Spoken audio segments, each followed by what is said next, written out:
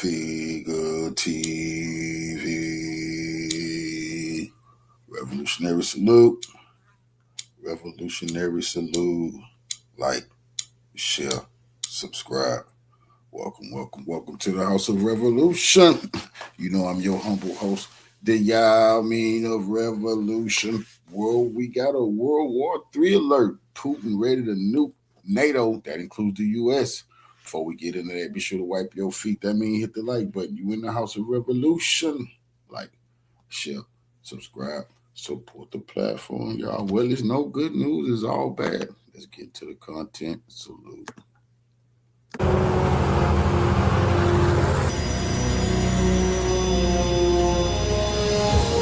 So we started warning.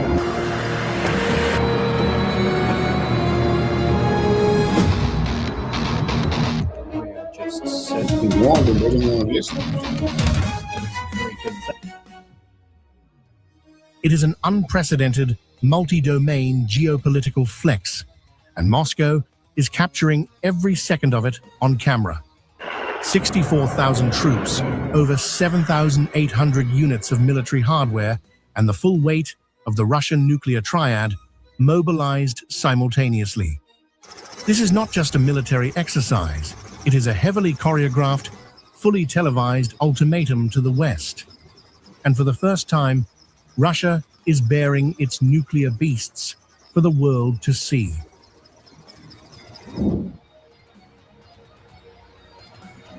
The drill begins with the heavy hitters of the strategic missile forces. These massive mobile launch systems, carrying intercontinental ballistic missiles like the RS-24 Yars, are rolling out of their garrisons, dispersing into deep forest combat patrol routes to avoid detection.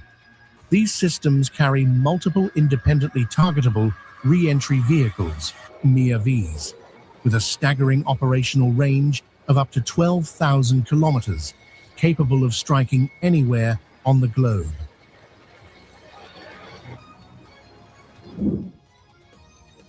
But the most chilling footage doesn't feature massive ICBMs.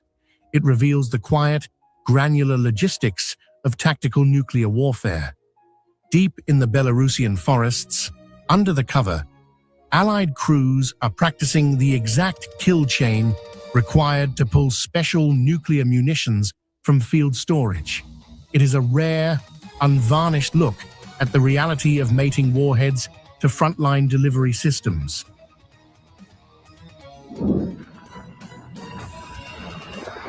The payload from those night operations is destined for these, the Iskander-M operational tactical complexes.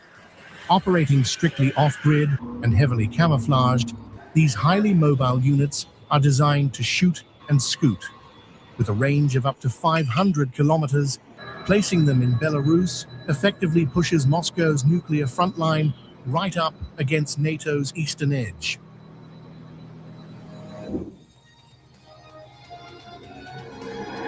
The mobilization extends to the skies, activating long-range aviation command. Footage shows the imposing Tu-95MS strategic bombers taking to the air.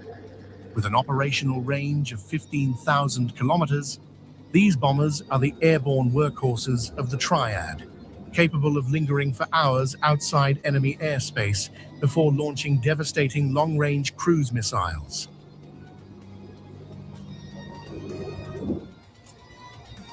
But it is the integration of next-generation tech that shifts the balance of deterrence. Ground crews are shown loading the massive Kinjal aeroballistic missile onto specialized MiG-31 interceptors. Armed with a nuclear payload and capable of reaching speeds exceeding Mach 10, this hypersonic weapon has a 2,000-kilometer range and is designed to outmaneuver and bypass existing Western air defense networks entirely.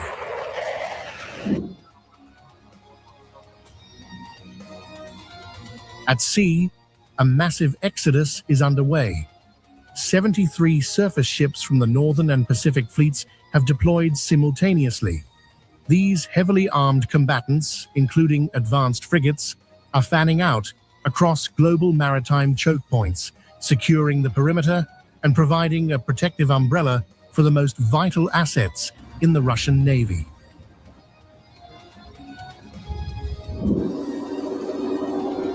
Beneath the surface, the final pillar of the Triad slips into the depths. 13 submarines, including 8 strategic ballistic missile carriers, have put out to sea. These silent leviathans, carrying weapons like the Bulava submarine-launched ballistic missile with an 8,000-kilometer range, are slipping into deep-water maritime ranges to wait for a launch code the world hopes never comes.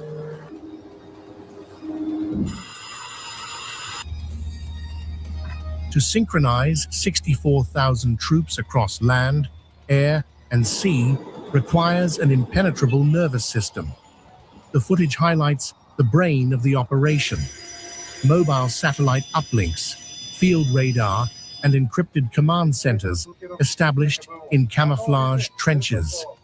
This ensures that the launch orders, from the Kremlin to a submarine deep in the Pacific, remain unbroken.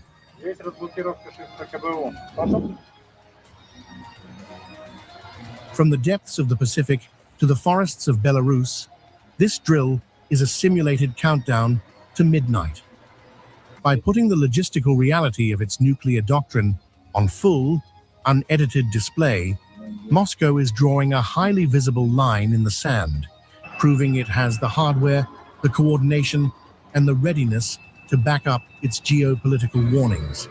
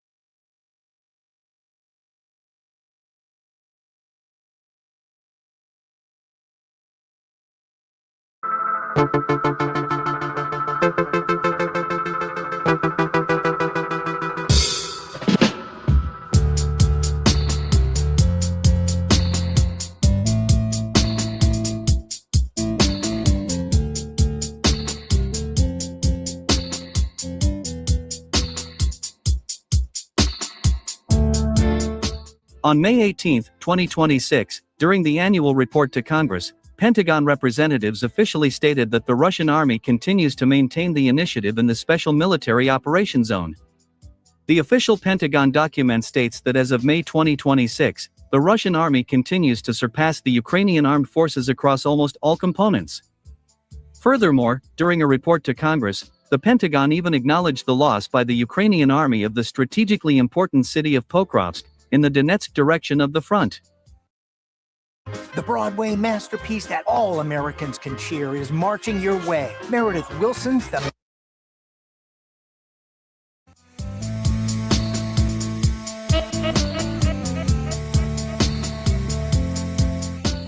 After 18 months of fighting, the Russian army has established full control over the city of Pokrovsk. Since December 2025, this city has remained under the full control of Russian troops, the Pentagon said. My dear truth seekers, let me remind you that although the Russian Defense Ministry officially announced the liberation of Pokrovsk at the end of December 2025, the Ukrainian General Staff still refuses to acknowledge the loss of this strategically important city. However, as you can see, during the report to Congress, the Pentagon uses only reliable information, ignoring propaganda from Ukraine and the Western media. In addition, during this report, the Pentagon officially acknowledged that the Ukrainian army's offensive potential is completely paralyzed due to a lack of human resources. It is reported that due to the chronic shortage of personnel, ammunition, and heavy equipment, the Ukrainian army has completely lost the ability to conduct major offensive operations. Furthermore, the Pentagon also touched upon the topic of Ukrainian drone and missile attacks on energy facilities located in Russia, calling them ineffective. The official statement says that regular Ukrainian strikes on Russian energy facilities not only do not cause significant harm to the Russian economy, but also do not affect the situation on the battlefield.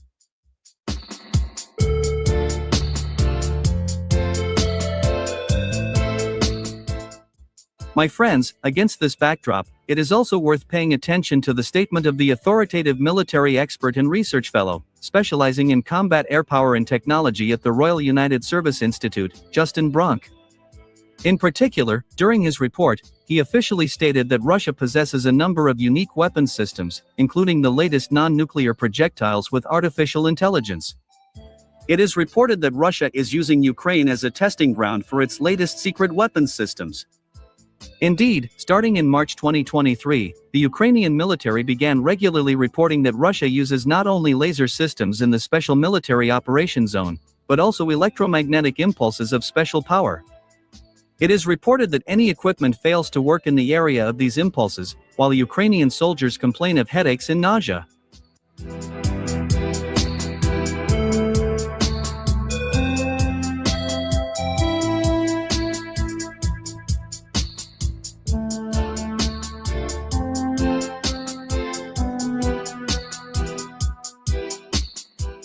My dear truth seekers, against this backdrop, I would like to draw your attention to one very interesting fact. The fact is that over the past 48 hours, the Russian army has taken control of 3 settlements in the Sumy and Kharkiv directions of the front. It is noteworthy that, commenting on the offensive actions of the Russian army in these front lines, war correspondents stated that the Russians began to use new types of weapons against Ukrainian army units, as a result of which Ukrainian soldiers began to leave their positions in panic. For example, on May 20th, in the Sumy direction of the front, Russian units completely knocked out the Ukrainian army from the settlement of Resnoy. At the same time, it is reported that during the offensive, the Russians used special cluster munitions that launched fiery rays, destroying the manpower and equipment of the Ukrainian units.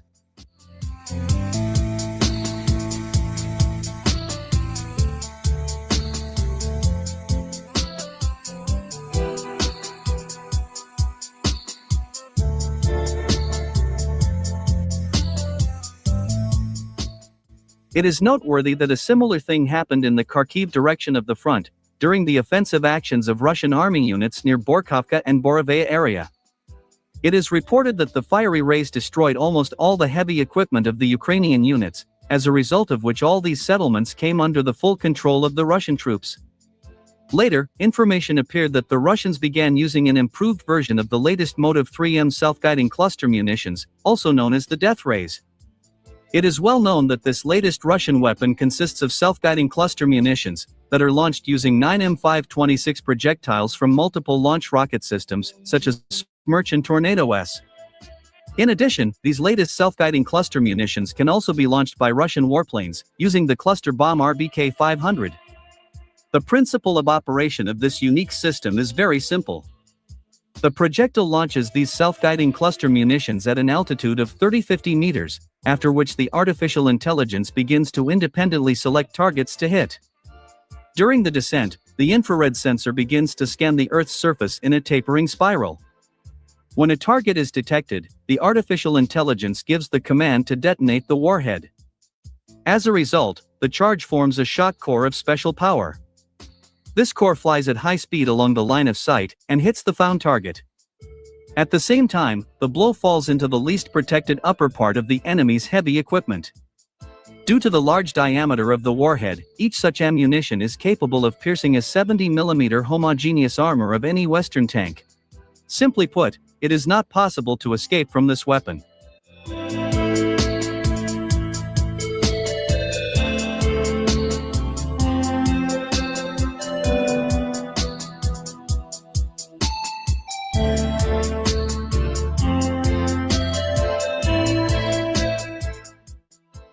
It is worth noting that for the first time, war correspondents recorded the use of the first version of death rays by the Russian army in 2023, during the battle for the strategically important city of Avdiivka. Thus, it becomes clear that Russian engineers are using Ukraine as the test site, to create and improve the latest Russian weapons systems in real combat conditions. Against this backdrop, even Western think tanks acknowledge the fact that after the end of the special military operation, the Russian army will receive the status of the most powerful in the world, not only thanks to its invaluable combat experience, but also to the unique weapon systems that have been created and improved in real combat conditions.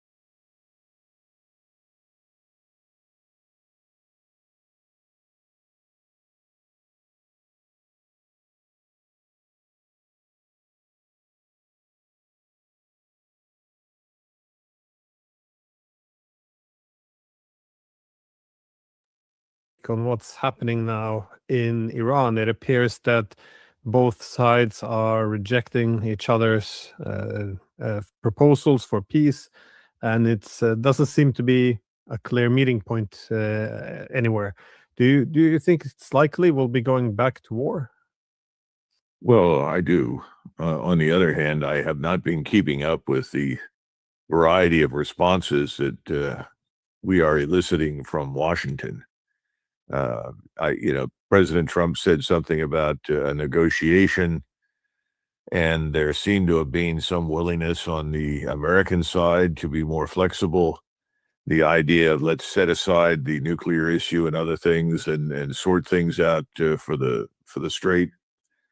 So if you're telling me that everyone has now firmly rejected everyone else's proposal, I believe it. But I haven't seen anything final from Donald Trump. And of course, you never know what you're going to get out of Donald Trump. He seems to negotiate against himself a lot. There's not much evidence that he's really talking to anybody else. So who knows what's real and what isn't. But I think what's most important right now is the idea that Mr. Netanyahu is coming to Washington. And that's the latest rumor. I haven't seen it officially announced yet anywhere, but I have it on fairly good authority that he's flying to Washington. The last time he did that, of course, you had the war breakout. He visited, he spoke. Everyone was sort of in the kissy face, huggy bod mode.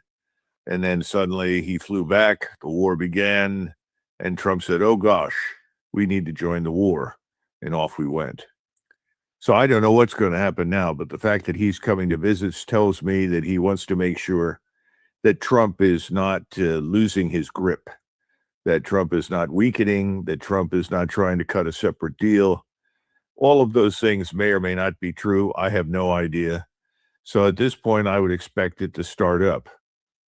I just don't know when. The interesting thing is this overlaps, as you know, with the Hajj in Saudi Arabia that begins on the 24th, and that's usually a 10 or 11 day event.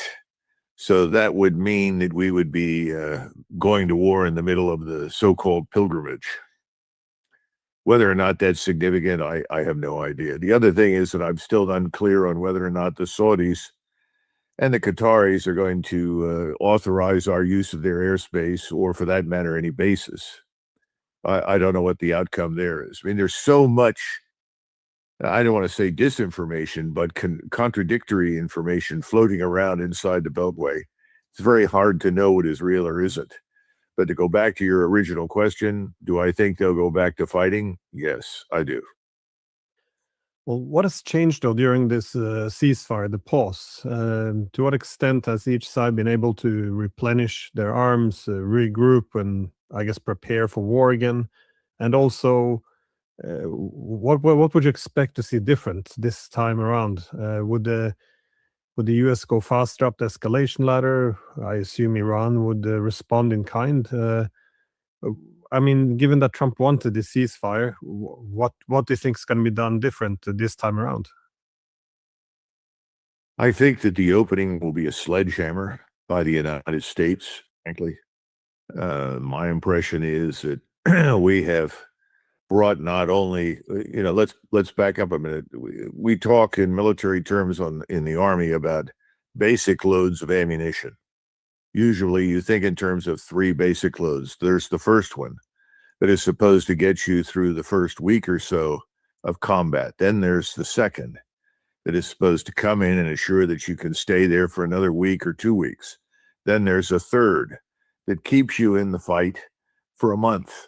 I think we have something like that happening right now with our air and naval forces. We are absolutely loaded to the gills with munitions and aircraft and missiles. No question about it. Everything is ready to go. But in addition to that, this time around, I think we have almost the same amount of ammunition in reserve, which means that instead of getting a 3 or 4 year intensive bombardment or 3 or 4 day intensive bombardment, you could conceivably keep it going for 5 to 7 days. So I expect that this will be much more intense, much more severe, inflict much more damage. Now, the question is, what does that mean to targeting? And I don't have access to the targeteer, but if you are limited to air and naval power and you don't have any ground forces that you can use to exploit strikes, then it becomes an exercise in trying to determine which target set is going to be the most useful to you in terms of compelling the enemy to collapse or disintegrate or surrender. I don't know. I'm sure we'll hit all of the targets we hit previously because we now know, thanks to the CIA leak to the New York Times, that the Iranians emerged from the last round with virtually 90% of everything intact. Well, if 90% was intact the last time around, that means we're now facing, with almost complete certainty, 100% readiness, because I think that level of replenishment has occurred on the Iranian side. In addition to that, there are several sources claiming that additional Russian radars for air and missile defense, and some for purely targeting at great distance, and the Chinese have brought in some additional missiles.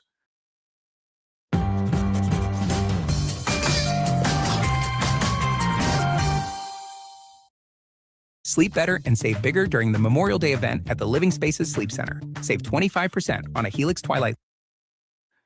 Some of the same ones that have been fired in the past, but a new class of missile, a very well-known but not used thus far cruise missile designed to sink ships at sea out to 300-kilometer ranges. So that means 180 miles. That would probably hold everyone quite a distance from the opening to the Persian Gulf. Now, the other thing is that there's evidence that Russian and Chinese technicians are also on the ground helping to operate these systems. Now, none of that should surprise us because we've been doing that in Ukraine for the Ukrainians against the Russians now for years. But nevertheless, you have people in Washington who say, well, this is outrageous. We can't have, what are these Russians and Chinese doing? Well, what do you think they're doing? They're doing to us what we've been doing to them. So I think this is a very serious moment. I think we're going to see far more damage this time done by both sides to each other. And I think that we can bet with virtually 100% certainty that Iran will finish off the oil infrastructure on the west side of the Persian Gulf. And I imagine they may well go after the desalination plants that have an enormous impact on Saudi Arabia, not just the Emirates, to the point where if they destroy the one that's in Al-Shabail, then that means Riyadh runs out of drinking water almost instantly, in which case they have to evacuate the capital because they have no other way to provide drinking water. This is a very serious moment. And I think it reflects, particularly on Donald Trump's side and with Mr. Netanyahu, a certain level of desperation. They've got to win this in their minds. Do whatever it takes short of the use of a nuclear weapon. Now, some people think that the Israelis could actually break that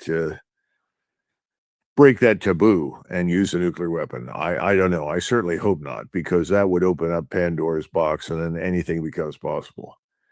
But assuming that doesn't happen, I think every conceivable form of attack is going to be employed this time around with far more intensity than we saw the first time. Well, about this reported split between Trump and Netanyahu. So allegedly, Trump wants to make a peace with the Iranians, or at least get a longer pause. And Netanyahu wants to continue to degrade the Iranian military, ideally knock out the government. Do you think this is there's a lot of substance to this, or is it meant to make the Iranians lower their guard, or how are you reading the situation? Because it could be possible. Well, I think the Persian Gulf has turned out to be, for Donald Trump, the Hotel California. You check in, but you can never check out. He'd like to check out. There's no doubt in my mind that that's the case. But he also has obligations to his Israeli lobby, not just Mr. Netanyahu personally and the Israeli state, but to his donors who funded his election. And I think they want the complete and utter annihilation of Iran. Northern Tool and Equipment.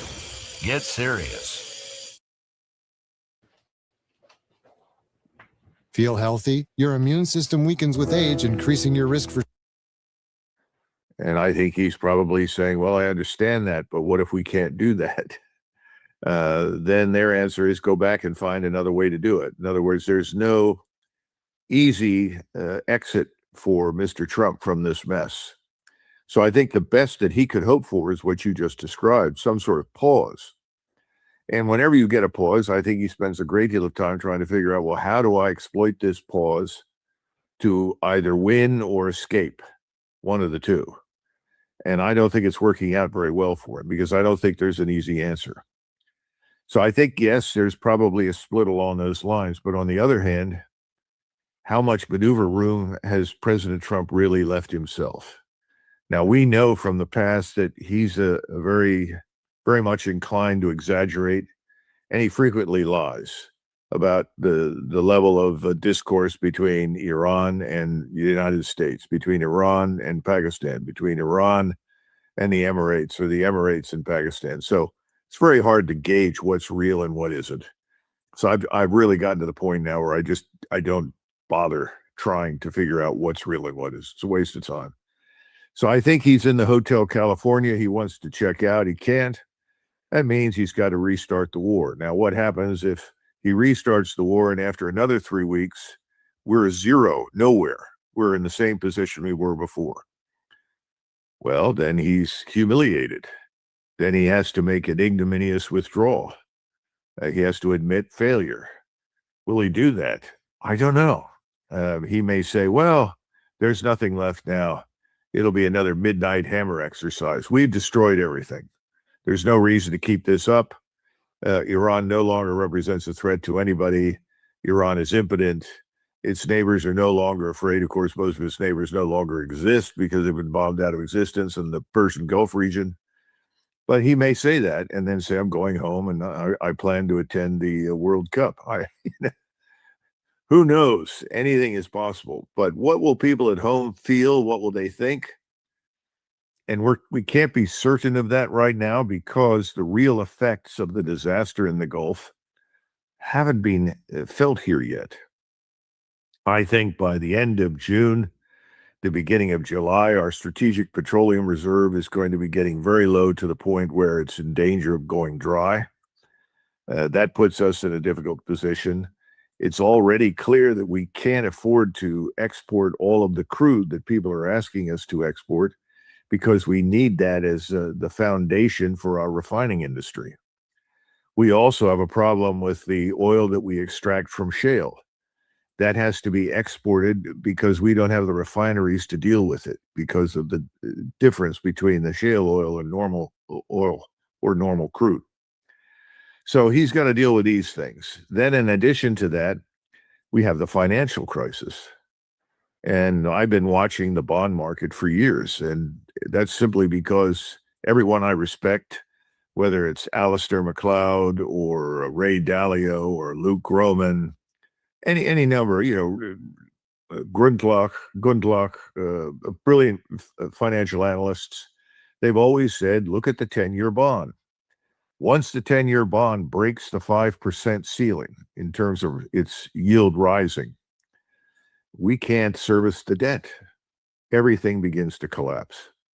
So we're inching up toward the 5%.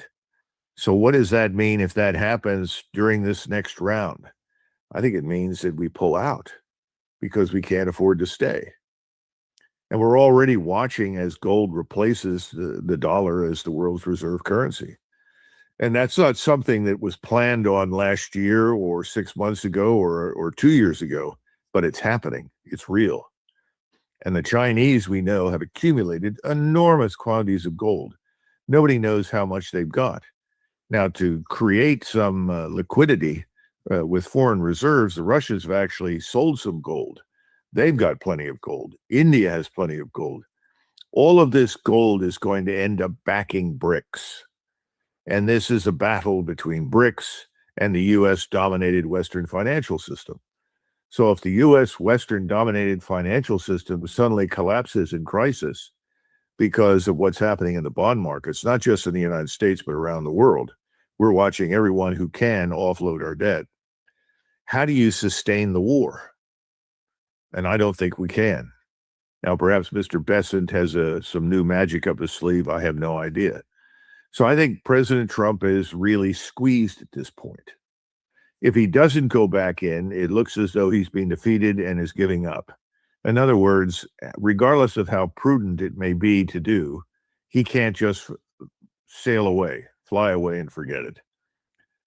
He refuses to say what I've been urging him to say, which is for humanitarian reasons, we've got to get out. Because this is no longer just about the United States and Iran or just a few other nations in the region or states in the region. This is about the world. Northern Tool and Equipment. Get serious.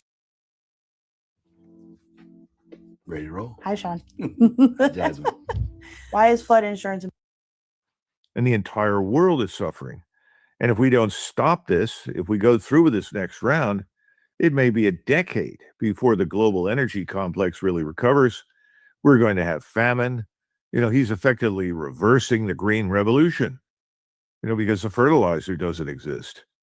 People in the United States, they don't even know what green revolution means, most of them. They don't understand how that's changed because in the 60s, we had a little more than 4 billion people living on the planet. Today, we've got more than 8 billion. That's not accidental. That's because of the green revolution. We've been able to feed all of these people. What happens when we can't? Now, we'll have problems inside the United States. Everybody knows that, but they're not as severe as they are, say, in the global south. And I don't know what happens in Europe. Europe is going to be in very serious trouble when it comes to these things. And look what the Europeans have done to the Dutch. Look what the Dutch globalists have done to themselves. And the Dutch are the most productive agricultural state in the world. And because of the Ukraine war, we've lost access to vast tracts of farmland that used to produce enormous quantities of food. The whole thing is a disaster, but politicians in the United States and Washington are not thinking in terms of the rest of the world. They're thinking in terms of themselves. And they're also remembering how much money they have been able to line their pockets with as a result of the Israel lobby and the Israel lobby supporters and all the other lobbyists that are out there that have no interest whatsoever in anything that happens anywhere but in the United States. So it's a bad situation. There's no easy solution. Well, my assumption, though, with Trump was, he thought probably the best scenario would be he's able to regime change and, destroy Iran. Worst case, that he has to pull back. He can declare victory, point to how many people have been killed and the Navy destroyed, all of this, a bit like Yemen, and just declare victory and go home. But the problem, of course, is if the Iranians hold the Strait of Hormuz, then they can put a higher toll on countries that threaten Iran's with economy, with sanctions, threaten Iran by hosting US bases. They can put extra toll on countries that trade in the US dollar. So that's what I was wondering, how does the world look like if the US is effectively defeated in Iran, if defined as the US having to pull back with the Strait of Hormuz then solid under Iranian control, and being able to essentially use this the tolls to create this incentive system to have its own economic and military security shored up. Whatever happens next, whether we attack or we do not attack, whether we try to leave and say we were successful or not, I think we Americans are finished in the Middle East. And I think that's the greatest concern that Mr. Netanyahu has right now. If we cannot break Iran's grip on the Persian Gulf, if we cannot force our way back into the Persian Gulf, and I think it's pretty clear that we cannot, that means that we are finished in the region. We will not come back into these bases. There will be nothing to rebuild. It will be a decade before the countries that existed there even recover, if some of them ever recover at all. Because frankly, in that part of the world, there just isn't enough water to support much development. So I think that's the greatest single problem. Not so much for us. Let's be frank. I would argue that we should have withdrawn from most of the overseas bases a long time ago. And I've been giving briefings to war college classes, to Army audiences, to any audience that would listen for the last 15 plus years, that the whole notion of forward military presence is finished. And everybody looks at me, well, you're crazy. And I kept trying to tell everyone, we have new capabilities today. Whatever you put forward in a forward presence mode, that means in bases like the ones in the UAE, bases in Germany, bases in Korea, bases in Thailand, bases in the Philippines. It doesn't matter where you go. You are now a target array waiting to be destroyed. You can be easily identified, easily targeted, and enough theater or tactical ballistic missiles or cruise missiles can be launched to wipe out your forward presence at the beginning of any conflict or crisis. So I've urged that we abandon this forward presence nonsense. Remember that forward presence was justified in the aftermath of World War II, not just by the Cold War, but by the assumption that by being there, we were going to prevent other conflicts from breaking out. Well, that hasn't worked, has it? It hasn't worked largely because we're the ones causing many of the conflicts. But the bottom line is those days are over. So in one sense, this is a blessing insofar as it's going to compel us to pull our forces back and come home. At least we can protect them inside the continental United States if life can change in an instant. In those moments, the ones you never see coming, defense becomes the primary focus, because our whole force posture, our military thinking since the end of the Second World War has been offensive. The best defense is the offense. That was always the argument. If we're forward, we can attack quickly. We can nip this problem in the bud. In other words, we can solve this problem before it gets out of control. Those days are over. Technology has changed. You cannot do that anymore. And if you try, you'll just lose your forces. That means we've got to come back to the continental United States and figure out how are we going to defend ourselves? Because the strategic defense is now superior to any strategic offense. The only thing that is left that we cannot stop are hypersonic missiles in the form of intercontinental ballistic missiles, which means that we live permanently, and the Russians and the Chinese and others who have ICBMs permanently under the threat of total destruction if any of those are used. So other than that, which is unchanging, the world is a very, very different place. We can't operate in the world of the past. It's gone. This is a new world. So what are we going to do? I don't think Americans have thought that through. I don't think anyone in Washington has thought it through. And they're all very reactionary.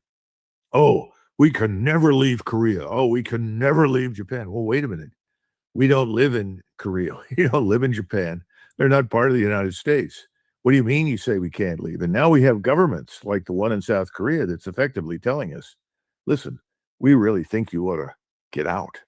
Now, they don't say that publicly, but they do behind doors, closed doors, and they're very polite about it. But it's getting to the point where at some point in time, there will be no more politeness, and they will just say, come on, you got to go. Now, why would they want us to go? For the same reason that I don't think anyone's going to invite us back into the Gulf, because we are seen as a catalyst for conflict. We are not indigenous to the region. We're not organic to the international system in that area. Wherever we are foreign, a foreign entity, and we have the potential to drag countries with us into conflicts that they would otherwise never fight, we are unwanted. And we have now gone to war with Iran largely as a result of Israel's interests, not our own. And that's the problem. No one wants to be dragged into anything unless it involves them. And the one state among the Emirates that was most interested in the same thing Israel was the United Arab Emirates. They were effectively aligned with Israel. So they were interested in the destruction of Iran. That has not worked. That's been a disaster for the UAE. Well, to pivot to another horrific war where also there's some allies who are reorienting themselves. It appears that as the US is pulling a bit away from the Ukraine war, or at least outsourcing it to the Europeans are seemingly escalating a bit. At least the Russians are now accusing the Baltic states of either facilitating or just tolerating Ukrainian drone strikes through their territory, if not even launched from their territory. How are you seeing this situation? Because I'm getting messages from Moscow that this is it. Accepting this would be it would be much more dangerous than responding in some way. How are you assessing this? Well, what I'm going to say is something that I'm sure the Russians already know, so I don't think I'm giving anything away. But people need to understand that the flight paths and the targeting for these long-range drone strikes have all been provided by American military capability. You can't fly from where they were launched in Ukraine across the Baltic states and then strike targets just outside of St. Petersburg without U.S. help and assistance. Our surveillance aircraft, our satellites, have mapped every refinery, every oil derrick, every airfield, every installation of strategic or operational military importance inside Russia. That information has been gold to the Ukrainians, who have no military capability today other than drones. That's all they've got. They can't launch an offensive on the ground. They'll lose everyone that they have in the space of a few hours. They can't move and conquer new territory for any length of time. There's nothing they can do except launch these drones in a series of what I would call revenge strikes. But these strikes have reached the point where the Russians have had it. Their patience is gone. They're angry. And the Russian population, as much as it supports President Putin, is effectively saying this has got to stop. We all understand this is a special military operation, but either crush this or declare war, or both. Get it done. End this.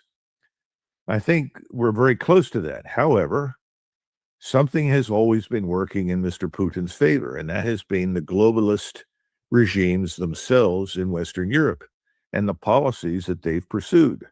Their policies have been economically, socially, culturally destructive. We now have millions of people living inside Europe that would, under normal circumstances, never be there, because globalist leaders, going back to Merkel, have opened the borders and allowed millions of people into those countries who are now living at great expense to the economies in those countries. People who are so fundamentally different that they can never be assimilated and don't want to be assimilated. If anything, large numbers of them have decided that they're going to turn Europe into what they want it to be, not what it is. So things are finally beginning to change. And the place that's of greatest importance, because it's the most powerful state in Europe, is Germany. And Germany is on the edge of exploding like a volcano.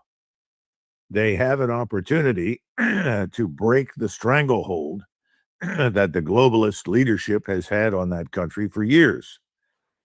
That may happen, and it's probably going to happen. The question is when. Will it happen next week, next month, later in the year? I don't know, but I think it's coming because there is a growing readiness to admit that this has all gone too far. Germany is being turned into what the famous Morgenthau plan tried to do to it: deindustrialize it, destroy its scientific industrial might and power, undermine, erode its morale, destroy its sense of self, its national identity. All of this is ending because Elise Vital has turned out to be a person of extraordinary ability. She is somebody that we refer to as a Rocher de Bronze, or Felsen de Brandung in German. In other words, she's the granite in the fire. She has withstood everything that could be thrown at her, and she is telling the truth.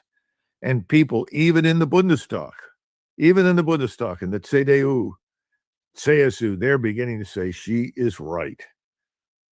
Now, if she takes over, what do we expect to see? Well, the first thing that's going to happen is that I imagine she or her new foreign minister will fly to Moscow and say, look, this is it. We want nothing to do with the policies of the past. We didn't like it. We didn't support it. We opposed it. We want to do business.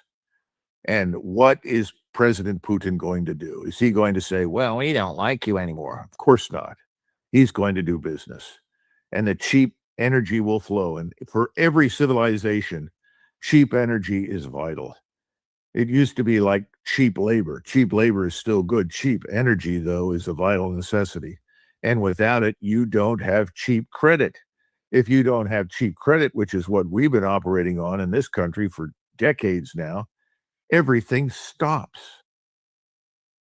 The best state to live in right now is Texas, and nobody's talking about it. I spent the last 30 years as a financial advisor helping everyday people like you save a right now. These KKR, BlackRock, all these multi-billion-dollar private credit firms, they're in trouble. They have no liquidity.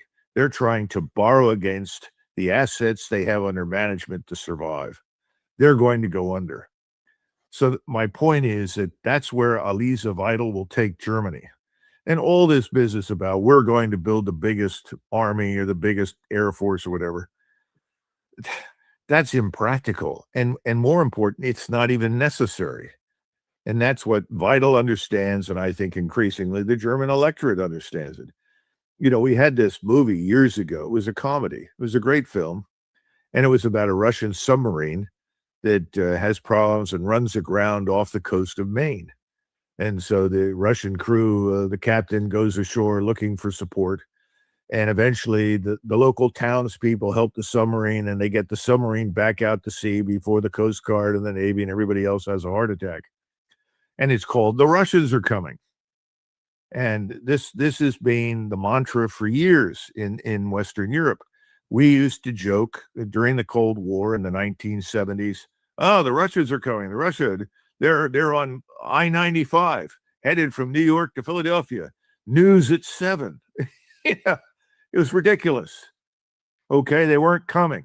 They're not coming now. No one in their right mind wants to do this. So I think once Germany stands up and says no more and puts an end to this, it's going to be very hard for everybody else. Now, the reason I brought up all of this mapping of installations and navigating courses for these drones is because it's all being done through the Baltic states, or it's being done down through Romania and out to the Black Sea, where they've been striking targets all the way out to the Caucasus. This is very dangerous, and the Russians really are very frustrated and angry. And again, it's unnecessary. But you've got unbalanced, unreasonable, dangerous people like this Callas, who is the EU foreign minister. Now, why in the name of God would you pick an Estonian politician to be the foreign minister for the European Union? Or, come on. It's absurd. Makes no sense. We have more people in New York City, LA, the top 15 or 20 cities in the United States that exist in these little countries. Now, do these little countries have a right to exist? Absolutely. Are they in danger of being overwhelmed and destroyed by the Russians? No. But if this nonsense doesn't stop and they don't get out of the business of aiding in the construction of these long-range drones, and the rest of the Europeans continue to ship these components where they can be assembled in Ukraine, because Ukrainians don't need help with the FPV, the first-person drones. Those things they can build until the cows come home. But the long-range drones, no, that's a different matter entirely. And if this doesn't stop, then, at some point, the Russians may lose patience. So I think it's kind of a race. Does Germany offload this terrible government, which has done so much damage to the country? And Merz, who is going to get most of the credit for it, is not the first. You've got to go all the way back to Merkel's arrival. And ever since she took over, Germany has been on the path to hell. That has to stop. If that stops and Germany gets new leadership, then I think the Russians will pull back and wait for the visit from Berlin to Moscow.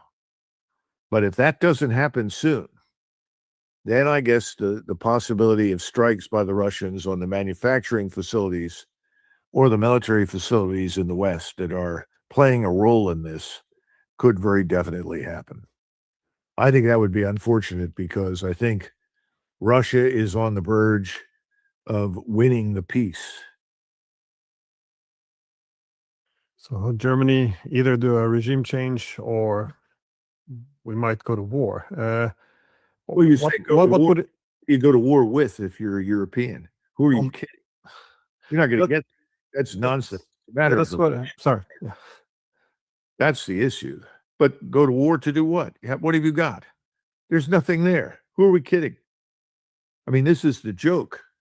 Oh, you got to load up all your tanks and artillery pieces and troops on the trains, and then run the trains all the way to Poland to the border and disembark and get ready for the big offensive? No, they'll all die on the trains.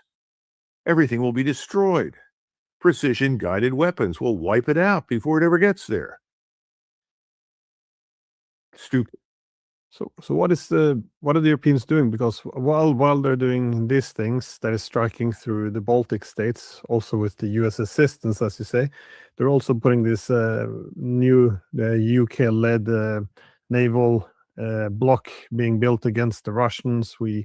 I'm not sure if they are putting pressure on Russia or if they're actually preparing for a war, which they can't fight. But if they do pick a direct fight, or the Russians now decide that they have to strike Latvia or Estonia, either of, we're giving them some plausible deniability by using Ukrainian drones, which they have downed, or just doing direct missile strikes on Latvia. Do you think the United States, though, would come to the rescue? Well, the United States is not going to use nuclear weapons. The notion that if this so-called Article 5 is invoked, let's say by Lithuania, Latvia, Estonia, that the United States will launch nuclear weapons at Russia is absurd. That won't happen. So then the question is, if we're not going to do that, what can we do? Well, right now, we've gone through about 2/3 plus of our missile arsenal. I don't know what the exact numbers are. If we launch in the next few days, and we go into another phase, I think we'll go from 2/3 having been expended down to perhaps less than a fifth on hand. At which point in time, what can we do? Very little. Because if we're going to get into an attrition conflict involving missiles, we're going to lose it, because the Russians can produce more. The Chinese can produce more. And the Chinese are certainly not going to stand by and watch us brutalize or try to destroy Russia. I guess the issue is this. Donald Trump was elected to do many things, and people mistook him for being this strong, influential leader who would represent their interests. Well, first of all, he's not representing anybody's interest in the United States any more than Starmer is representing the interests of people in England, Scotland, Wales, or Northern Ireland. Forget it. He's not. That's increasingly obvious. Macron, I'll let others debate that, but I think he's on very fragile territory as well. Meloni has tried to back off, but she hasn't taken decisive steps that she needs to take for Italy. So what do we expect Donald Trump to do? I wouldn't expect him to do much, because we can't fight two wars at once. Not if the wars involve vast numbers of missile exchanges, because most of those are being expended down in CENTCOMs, U.S. Central Command in the Middle East. We have limited numbers. Now, one of the things that Donald Trump said when he returned from his trip to China, which I thought was very good, is that he essentially put an end to the nonsense about going to war to defend Taiwan. He said, we can't do it. So effectively what he said, he's right. He said Taiwan's 100 miles from China, but we have to travel 6,000 to 7,000 miles to reach the place. Somebody talked sense to him. I don't know who it was. Whoever it was deserves the Nobel Peace Prize, because the dumbest thing I could imagine is the United States trying to precipitate a war against China. China is the largest fortress in the world. There's this old expression, a ship's a fool to fight a fort, which means fleets don't take fortifications ashore. They can't stand up to the fortifications ashore. You can always fire more missiles from your magazine ashore than you can from your magazine aboard ship. So he said, no, that's not going to happen. Thank you, President Trump. God bless you. That's vital and essential. Let's get rid of this stupid nonsense about China and going to war. Now, other than that, he was embarrassed because President Xi simply said, well, I'm happy to welcome the leader of a declining power to my country. And as the leader of a rising power, it is a great pleasure to see you. What a great statement. Is he wrong? Not entirely. Is he right? No, not entirely. But he's not a fool. He was sending a message. China is the largest manufacturing base in the world. They can turn out, for every one rocket engine or missile engine we turn out, they can probably turn out 500 to 1,000. It's a simple fact.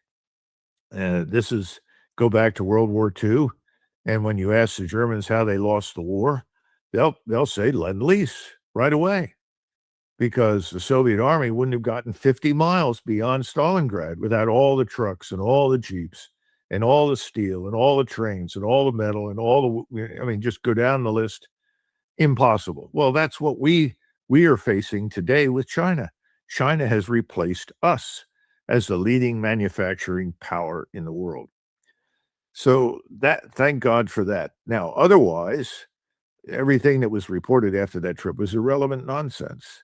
We didn't close any big deals that are going to make us rich, and we didn't take advantage of any Chinese weakness or anything else. That's all nonsense.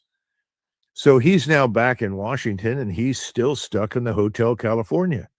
And it's obvious to him that it's in China's interest that we sit in the Hotel California called the Persian Gulf. Chinese aren't going to help us get out. The Russians have tried to help us get out, but we don't listen to them. We're not going to change our posture for the reasons we've already cited. But at least we have offloaded this stupid idea of war with China. That's wonderful. The question is, now what? And that brings us back to where we were before. And I think you've got a collision coming. On the one hand, the reality in the Persian Gulf. We don't have the capability or the right force mix to change that equation. They've got it. They're holding it. It's very tough to change that. Then on the other side, we have this thing called the American economy and financial system. Which one is going to break first? That's the question. I don't have the answer. Yeah, if you can only pull the plug on the Iran war and the war in Ukraine as well, then perhaps we could start the process of rebuilding and stabilizing instead. And Anyways, thank you very much for taking the time. It's as always very fascinating. Okay, thank you, Glenn.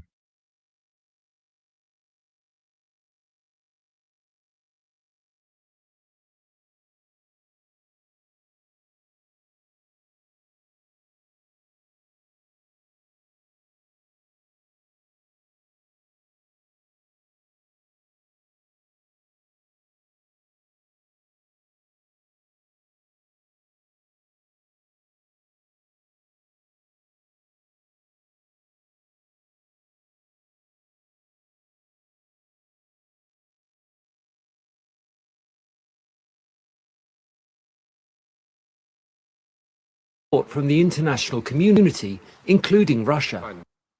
Yeah, I think looking at what's going on, the basic for China, for Russia, for all these players in the region, in Eurasia, the peace is so important. Peace is the key, in my opinion, and that's why he was talking this way. What is your understanding of what has happened between Xi and Putin?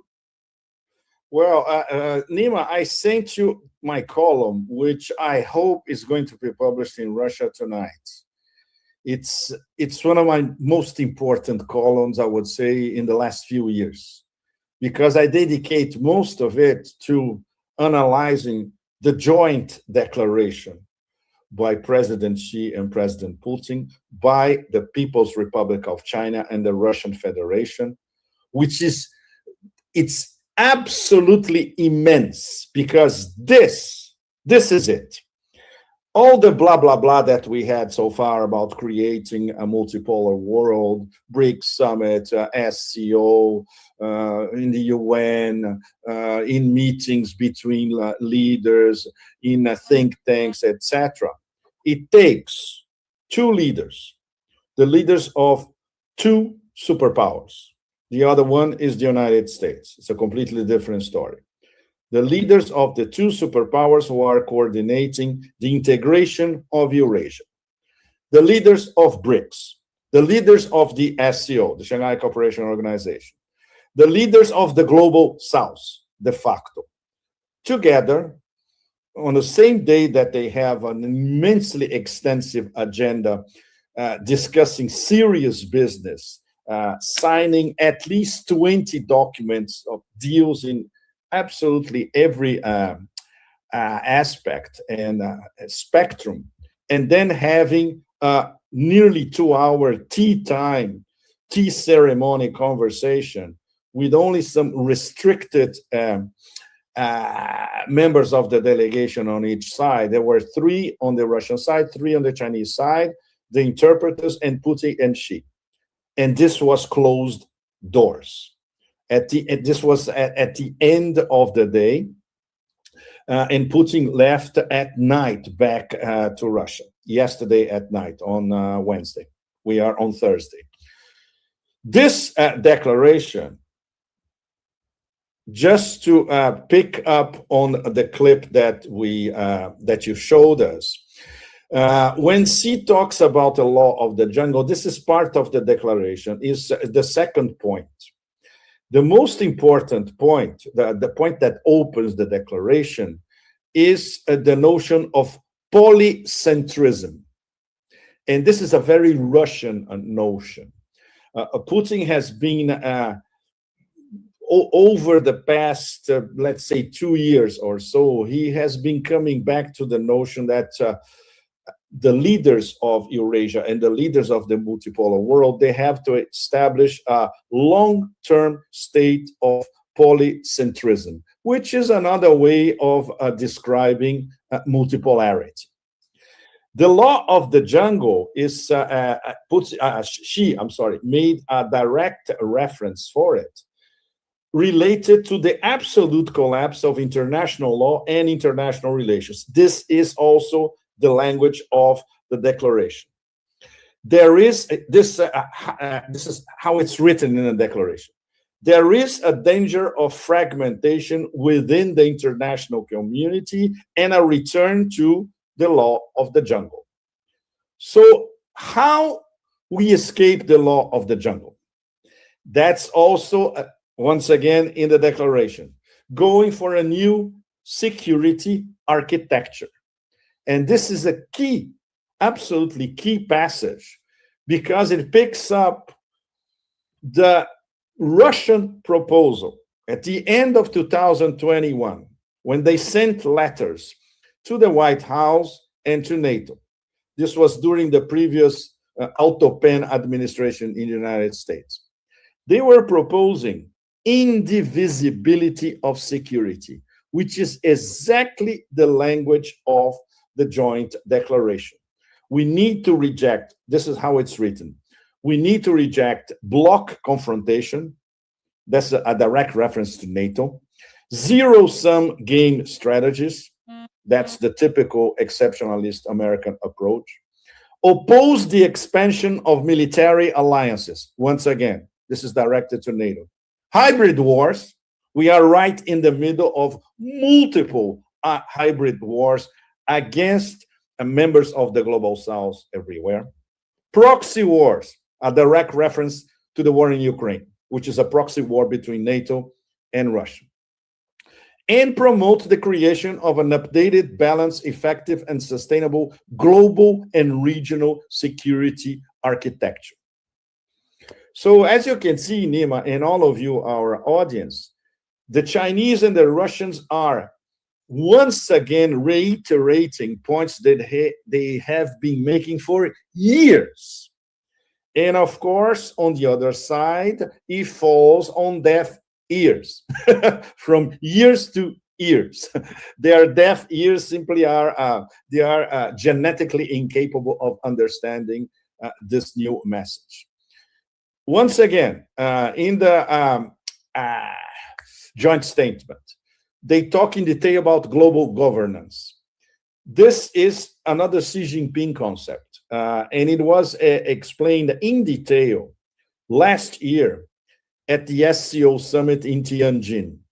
All of us who were there, we singled out that this was the most important moment at the SCO summit in Tianjin, where China once again was projecting to the whole planet its role of one of the key drivers of multipolarity. There's a reference to the United Nations, but we, all of us, we all know that this is not going anywhere. The declaration calls for a reform of the United Nations. We know, all of us know, camels in the Silk Road, in the New Silk Road, no. You know, grains of sand in the Sahara Desert, no. That with this current administration in the White House, there won't be a reform of the United Nations. But they make their point. And point number 4, Nima, it's immensely important because it's about civilization and about diversity. This is the point in the declaration that buries all these pretensions of the exceptionalists. I'll just quote a short part of a long sentence that puts it all together. The spiritual and moral system of any civilization cannot be considered exceptional or superior to others.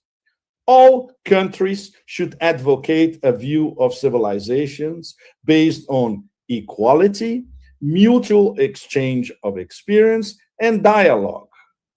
So this is a call for a civilizational approach to the 21st century. And it's coming, Nima. And now we can go for broke and say out loud, that's the end of the previous indispensable nation, the United States. The new indispensable nation is China. And the new indispensable relationship is Russia and China. They are forging this new architecture of multipolarity. So that's why this declaration is, I would say this is the foundation stone of the possibility of changing the system of international relations. It should be read with a lot of care and attention by everyone around the global south. And of course, we know how the reaction is going to be in parts of the global north, and of course by the empire of chaos and piracy. So this was the most important result of this lightning fast trip by Putin coming here to China. And practically the whole day that the delegations spent together, all the way to the tea ceremony. And it was quite something. And the Chinese social sphere was absolutely riveted. They were fascinated by everything. They were always stressing the respect that Putin has for Chinese culture and Chinese civilization, and the bonds, the direct person-to-person friendship bond between Xi and Putin that comes back a long, long time. And there was a very nice touch in all of that. There was an exhibition in the Great Hall of the People, which was basically a joint exhibition of photos by TASS in Russia and the Xinhua agency in China.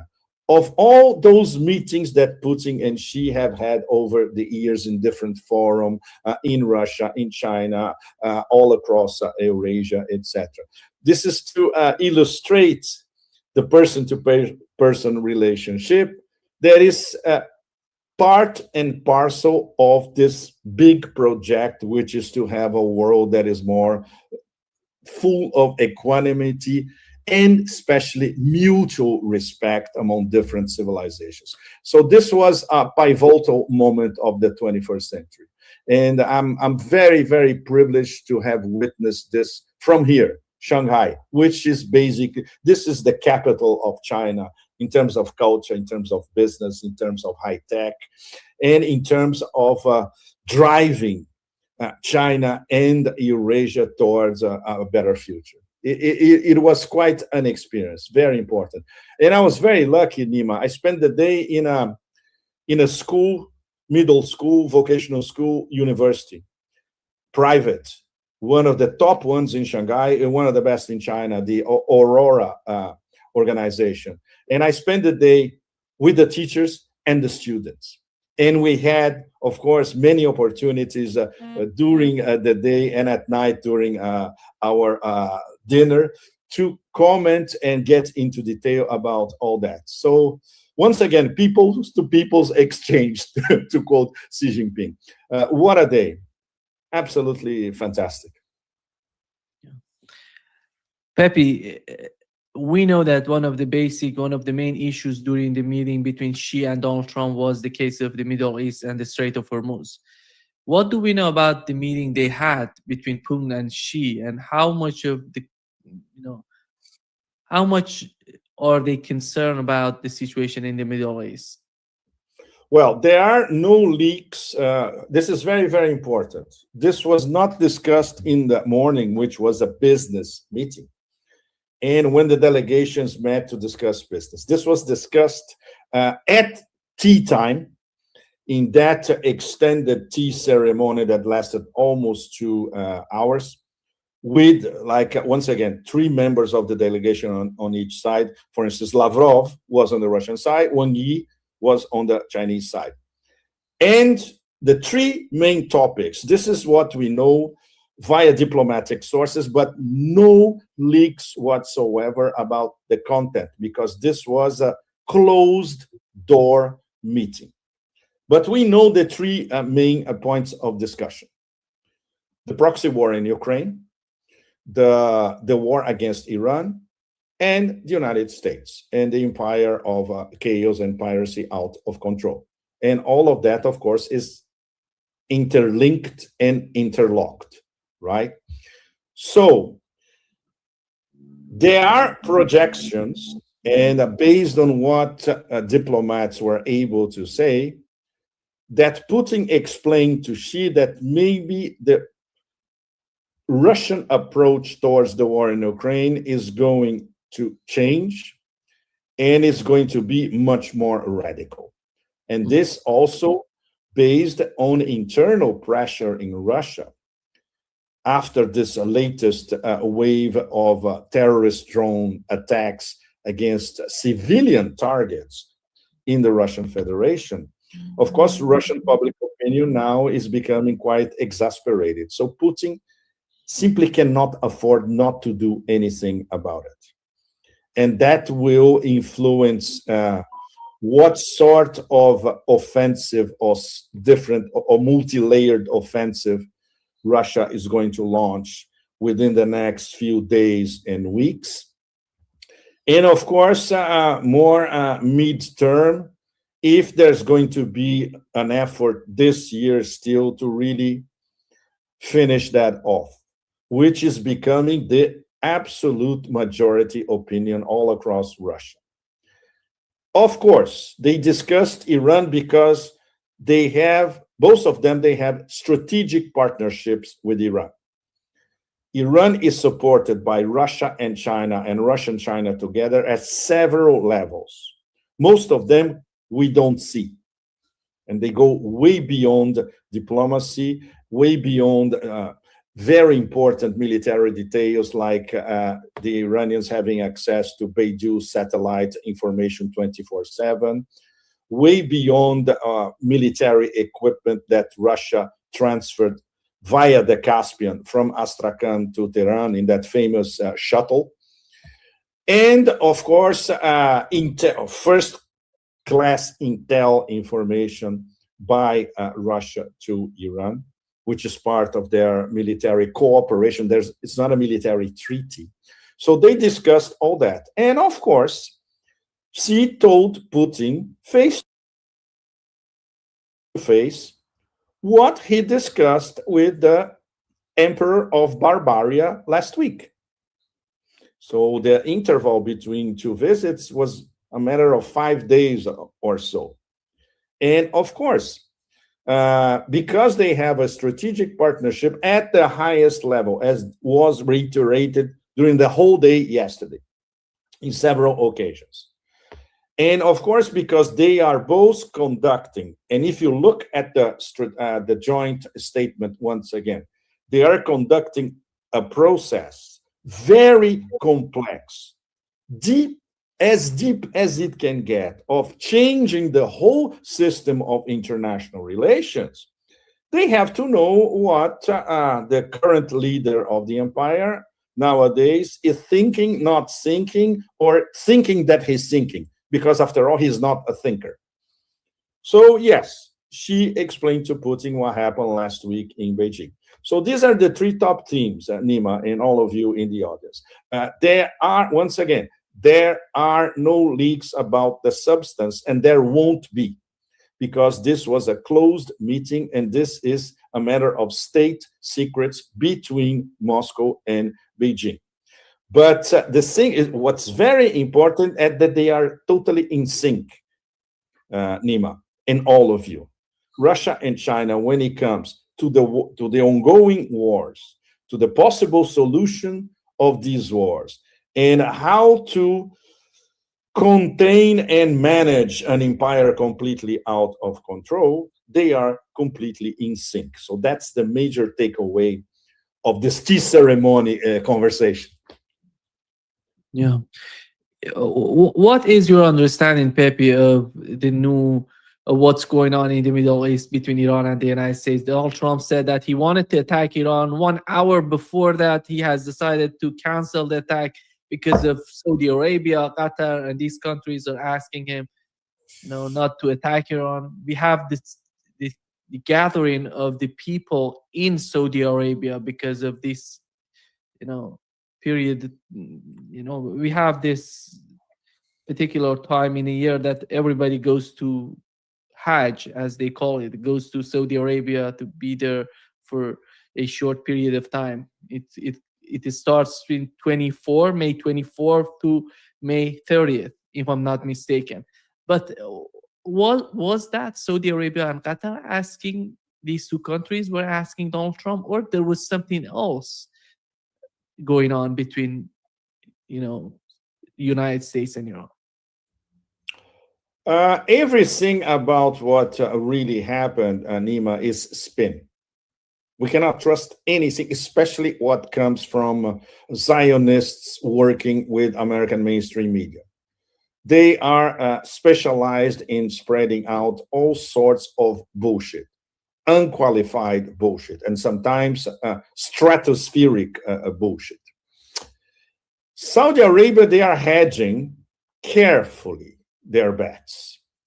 That they know that on a financial spectrum, they are hostages of the Americans because all their money is in Wall Street and in the city of London, is in the West, is not across West Asia or even across Eurasia, very little. They are very, very important. They are not part of the warmongering camp. In the Persian Gulf, the warmongering camp is the UAE. The UAE is directly aligned with the Zionists and with the Americans. They're going to pay a very heavy price for that, sooner rather than later. Saudi Arabia is part of what we called a few weeks ago the four Sunnis, those that first got together in Islamabad, exchanging ideas to see if they could come up with a sort of mediation plan between Iran and the US. Once again, Pakistan, Saudi Arabia, Turkey, and Egypt. So they had their first meeting in Islamabad. The next day, the foreign minister of Pakistan had to hop on a plane and go to China to explain to Wang Yi what they were talking about. And Wang Yi essentially said, look, this is not so good. You have to up your game. So China, in the background, started to become more active and, of course, helping Pakistan to solidify its position as mediator.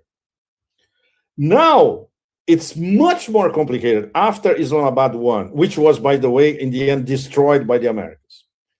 And after Zero Islamabad 2, we are at an interregnum, which is very, very dangerous. We are in a, I wouldn't even call calm before the storm. We are in a sort of fake calm because a practically inevitable storm that should be coming maybe sooner than later.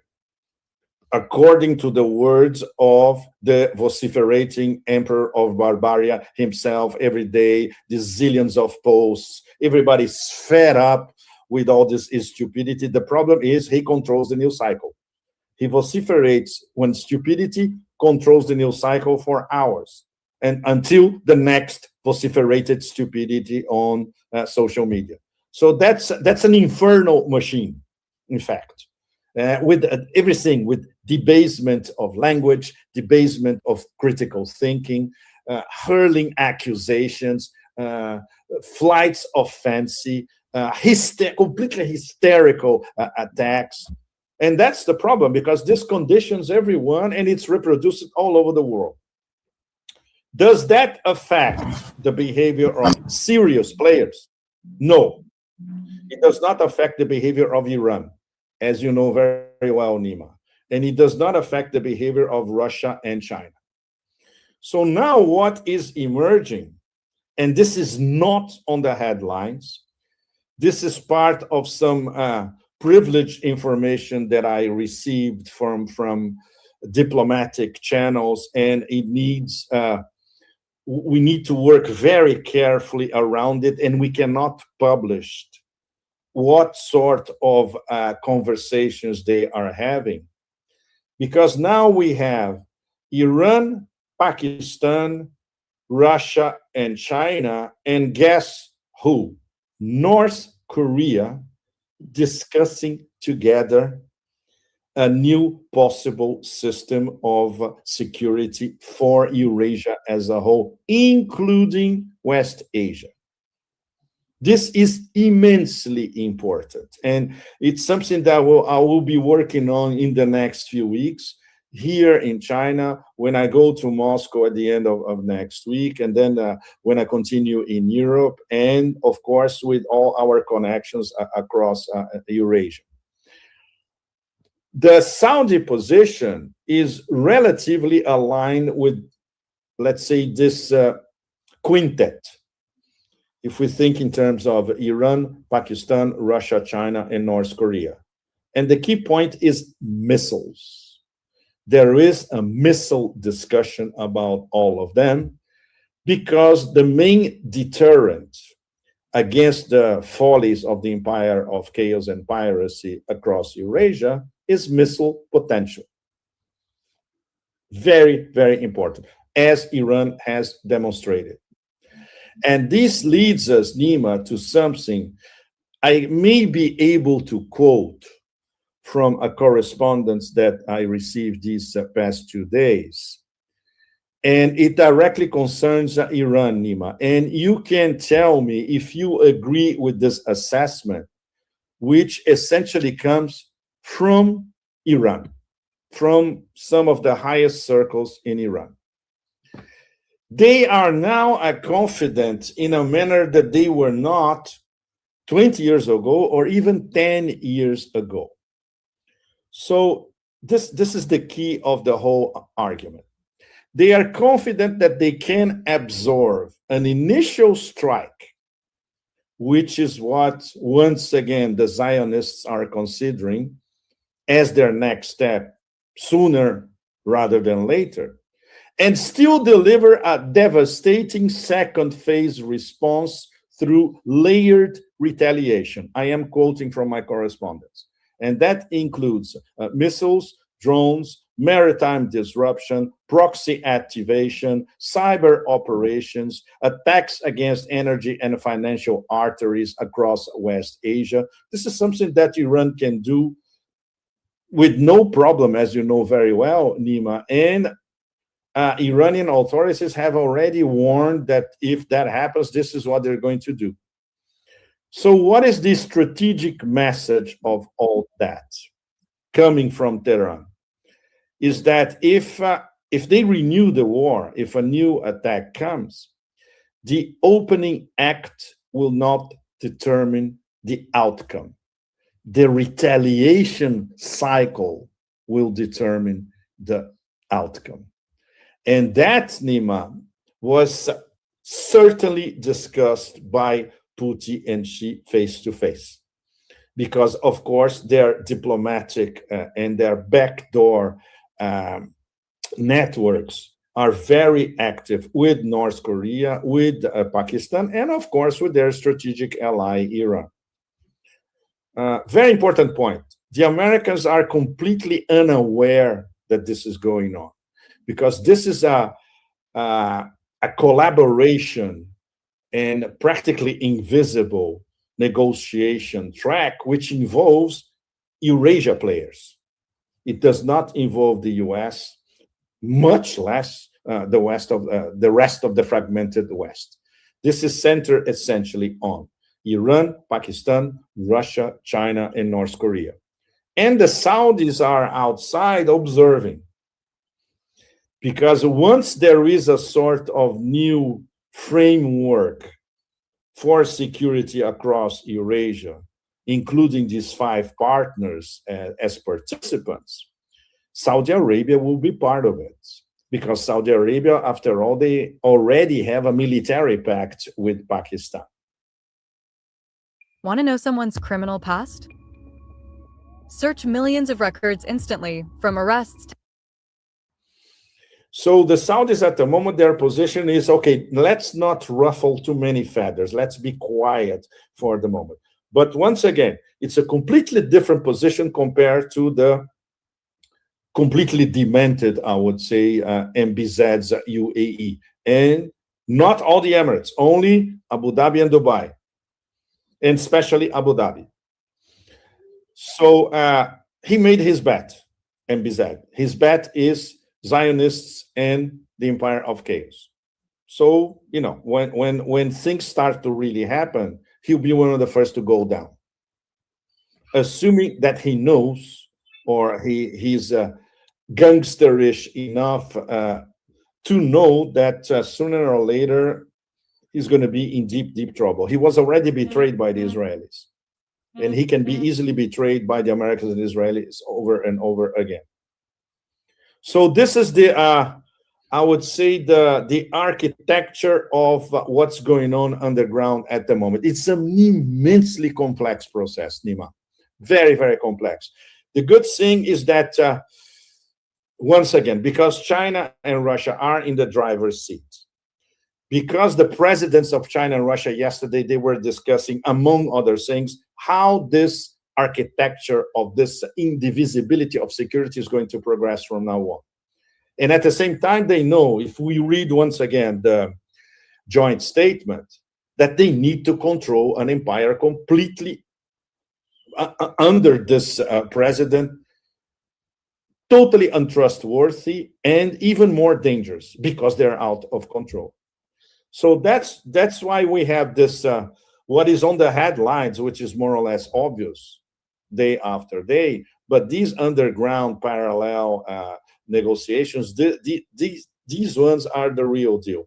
Just like the subtract of the Russia-China strategic partnership, which is the methodology or different methodologies that they use to conduct this process towards the multilateral world. You don't see that on headlines as well. It was discussed in a closed private session yesterday between both of them. When it comes to the war with Iran, Pepe, I think that the calculation or the understanding on the part of Iranian is that the war is coming not because the United States in a good position right now, they're having some sort of leverage, because Israel and Benjamin Netanyahu is desperate right now. He falters domestically. He has to do something about it. That's why they're feeling that the United States may attack Iran.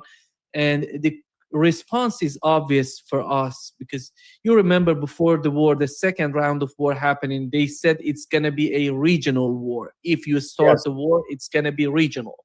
Right now, IRGC announced just yesterday that it's not, it's going to go beyond the region. It means that they're going to... But that's exactly what I told you 5 minutes ago, Nima, in the assessment by the Iranian leadership, that the response is going to be the real deal, not the first strike by the Zionists and the Americans. That's what you're saying is absolutely correct. That's it. And they're honest in the way they're expressing themselves. We've seen that before. They have no reason to lie about it. When they exactly, say they're not lying. They mean it. And they spell out their position clearly, over and over again, every day. And obviously, those clowns don't listen, because it's genetically impossible for them to listen and to admit that the rules of the game have changed. And I would assume they're going to hit Diego Garcia. They're going to hit somewhere close to Greece. Right, quite possible. All those bases that have been used during the war, the second round of war, they're going to get, they're going to hit them. Yes, because they are all legitimate targets. Absolutely. Mm-hmm. Yeah. And putting that aside, Pepe, we had something from Saudi Arabia. They call it non-aggression pact. How does that fit in the new picture that you gave us about Eurasian concept? Are they prepared to accept something from Saudi Arabia and GCC countries to be the silent, to be at the margins of a new security architecture? No, if there is a new security architecture guaranteed, especially by Russia and China, this will encompass the GCC.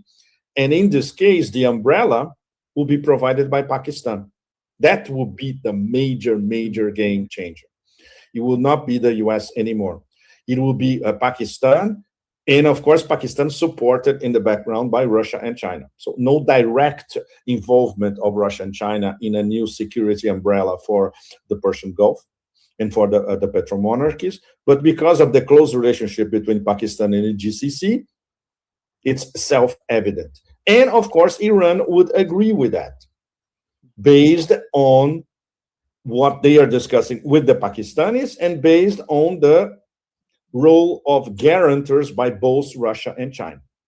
So now we're talking about, and it applies once again, it's a multipolar negotiation between all these Eurasian players, which is how are we going to secure West Asia again in a completely different framework that we across Eurasia control, and not controlled by the empire of chaos, plunder, piracy, the whole everything that they do so well, right?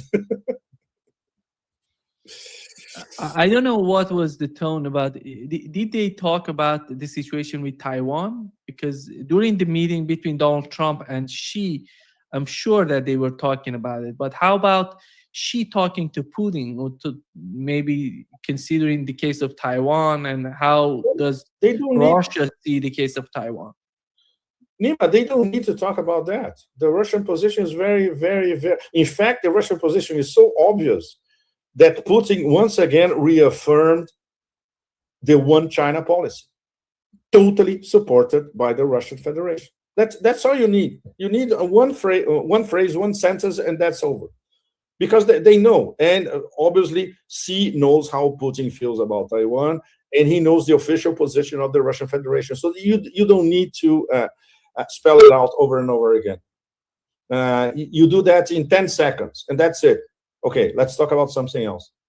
With the Americans, a completely different story, Nima, and all of you, and I'm sure all of you are aware that the Taiwan issue is completely prefabricated by the exceptionalists. It's a non-issue. And China has been saying this for decades. There will be peaceful reunification, period. And we are not in a hurry. We have until at least 2049, according to Deng Xiaoping, for peaceful reunification with Taiwan. So they're not in a hurry. It will happen. It's going to be similar to the process with Hong Kong. It's going to be probably one country, three systems. We have, for the moment, one country, two systems with Hong Kong. With Taiwan, we're going to have one country, three systems. They will be relatively autonomous. It's an industrial powerhouse that will continue to be so. But, of course, the overarching framework will be Chinese mainland from Beijing. This is a non-issue everywhere across Asia, Nima. Nobody in Asia discusses Taiwan. Everybody knows what's going to happen. It's a Chinese problem, and it is a Chinese domestic problem, of course. From the point of view of the dwindling empire, of course, they need reasons to harass, contain, encircle China. So Taiwan is one of them. The South China Sea as a whole is another one. The Strait of Malacca, if they decide to block, it's another one. The Chinese are fully aware, trying to block the Chinese inside the first island chain, not to mention the second, etc. And the Chinese, of course, they have been working on it on military levels to break this American-imposed encirclement inside the island chains. And this is something that they already can do it, but they don't need to advertise it too much. This is now how China works. China works in silence and with lots of hard work. It's something, and with planning extremely long term. It's not an accident that they have successive 5-year plans and you have to fill all the targets explicitly outlined in each 5-year plan. The one that starts this year, 2026, we were discussing this yesterday at the school university here in Shanghai. Just to give an idea, a simple detail for all of you. Until 2030, the plan is to have 70% of the Chinese economy directly interconnected and linked to artificial intelligence. And this was one of the key points of our discussion yesterday. And I had fantastic questions from the kids, from the students. And they were worried, are we going to have jobs in this future? And of course, this is an open discussion in China everywhere. It's a big discussion on Chinese social media everywhere. Is AI going to end up destroying jobs everywhere? And what are we going to do with these populations that will need to be recycled because they lost their jobs taken over by AI? This is what China is thinking nowadays. how they're going to modernize even faster than they have been modernizing so far. When you look at the obvious signs of modernized China all across Shanghai, it's something that people in the West, they have no clue about it, how advanced it is. It's immensely impressive. And I have had the chance at this time to go to many parts of Shanghai, not staying in the original clusters, you know. And you see the modernization spreading to everyday life everywhere you go. It's immensely impressive. So this is what they discuss. And foreign policy for them, they know that they have their alliances across Asia. They know that the relationship with Russia is very strong. And in terms of providing the energy that they need, it's a deal. For instance, yesterday, one of the conclusions was, okay, we're going to speed up Power of Siberia 2. It was supposed to go be inaugurated by 2030 or so. No, they want it to be inaugurated possibly next year, by the end of 2027. And then if the Americans want to blockade the Strait of Malacca, who cares? They have 2 mega gas pipelines from Russia. The SPO, the Power of Siberia 1, which is already maximum capacity, and they're going to have the Power of Siberia 2 as well via Mongolia. No problem at all. So that's why they can allow themselves to, okay, let's concentrate on our internal domestic problems, loss of jobs. There is inflation. It's not stratospheric like in many Western places, but inflation is growing in China. So they're concentrating on tweaking the model, which essentially works. So that's the number one preoccupation, and it's preoccupation of the 5-year plan. The only external problem that they have is American harassment, containment of China by any means necessary. And of course, these direct and indirect wars against China. They know perfectly well that the war against Iran is also a war against China. Everybody knows that. If you ask kids in college, they know about this. This is the new Alter Ego Crescent bag. Soft, luxurious, supple. She's crafted with leathers left over from the Coach Brooklyn bag, beautifully textured, natural grain leather. This leather, it's leather for living in. The kind you want to be close to. The kind that only gets better with age. The kind that makes you... Yeah, it's so amazing because some people are trying to say that the only thing that matters to China is making money. They don't have any strategy. They don't. It's just. Nima, look, maybe I'm getting too old for this shit. I don't have patience for stupidity. Yeah, exactly. Not with my age and not what I lived all across the world for the past 4 decades. You know. So when I come here as a student. And yesterday they were telling me, you want to go back to be a student? I said, oh, yes, if I could, I'll be here in the classroom with you as a student learning. And when you come to China, you learn non-stop about everything. Everything, civilizational aspects and modernization aspects. And, of course, daily rituals, especially the mutual respect that people have, the way people treat each other, the way they treat their elders, how they follow the rituals of daily life. There is a deep respect for these rituals, for the hierarchy of these rituals, and how to respect the other, especially, and all these rules of politesse and civilization. It's extraordinary. It's always a learning experience and a humbling experience. You're learning from them all the time. And of course, they are hardworking. They don't want trouble with anybody. They want to make money with the whole planet. Of course they do. They are a merchant system, of course. And they are doing that. But they want to do business on a win-win basis with everybody, including their opponents, including the empire of total chaos. But of course, they know that it's going to be very hard, especially now that they are already the #1 geoeconomic power in the world. And the people who run the show in the US, Nima, they will never accept that. They will try to undermine, harass, do all sorts of horrible things against China. And this is not going to change. But the Chinese are ready. And that's the main difference. I would say this attitude started to solidify last year when Trump launched his first tsunami of sanctions against China last year. I remember well, I was here in Shanghai at the time. And we could see that reaction was completely different compared to the past.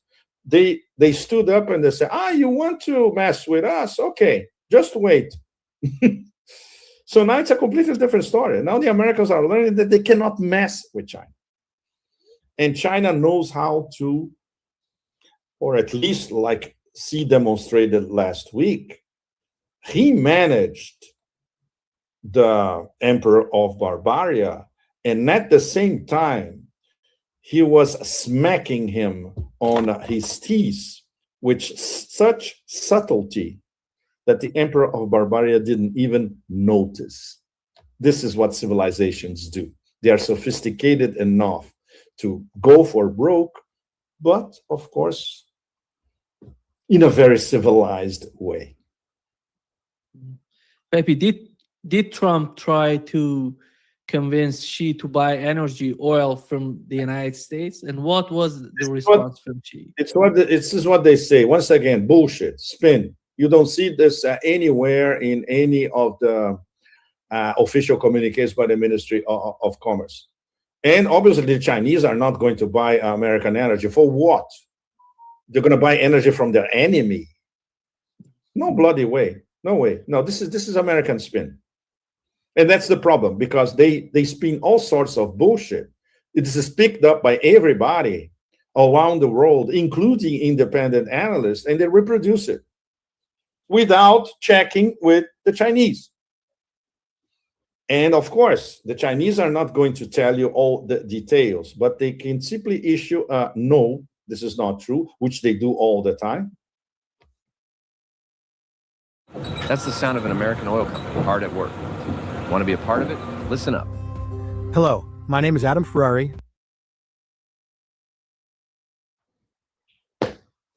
There you go.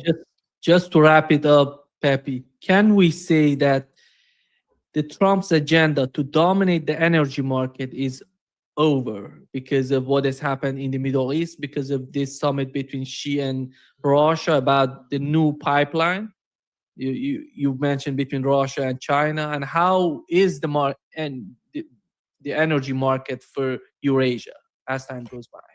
Well, no, it's not. Nima is not over. They're gonna try to pull new tricks, of course. They are absolutely desperate because the whole Hormuz operation failed. Because one of the key objectives of this war from the beginning, not stated publicly, was if you take control of Iranian Persian Gulf ports and the Strait of Hormuz. They were not even talking about the Caspian. It's a different story. They were centered on the Persian Gulf and the Strait of Hormuz. You control most of the flow of Iranian energy outside of Iran all the way to Asia. So that's why this was a war from the beginning against Iran and against Asian customers of Iranian energy. As we can see, the whole thing was a major failure and will continue to be a major failure. So they're going to try something else. They're going to try to pull some tricks. The Malacca angle, it's still on. Yeah. They can try to do something, I wouldn't say short term, but at least midterm, based on this. The Indonesians, sometimes they can be quite something.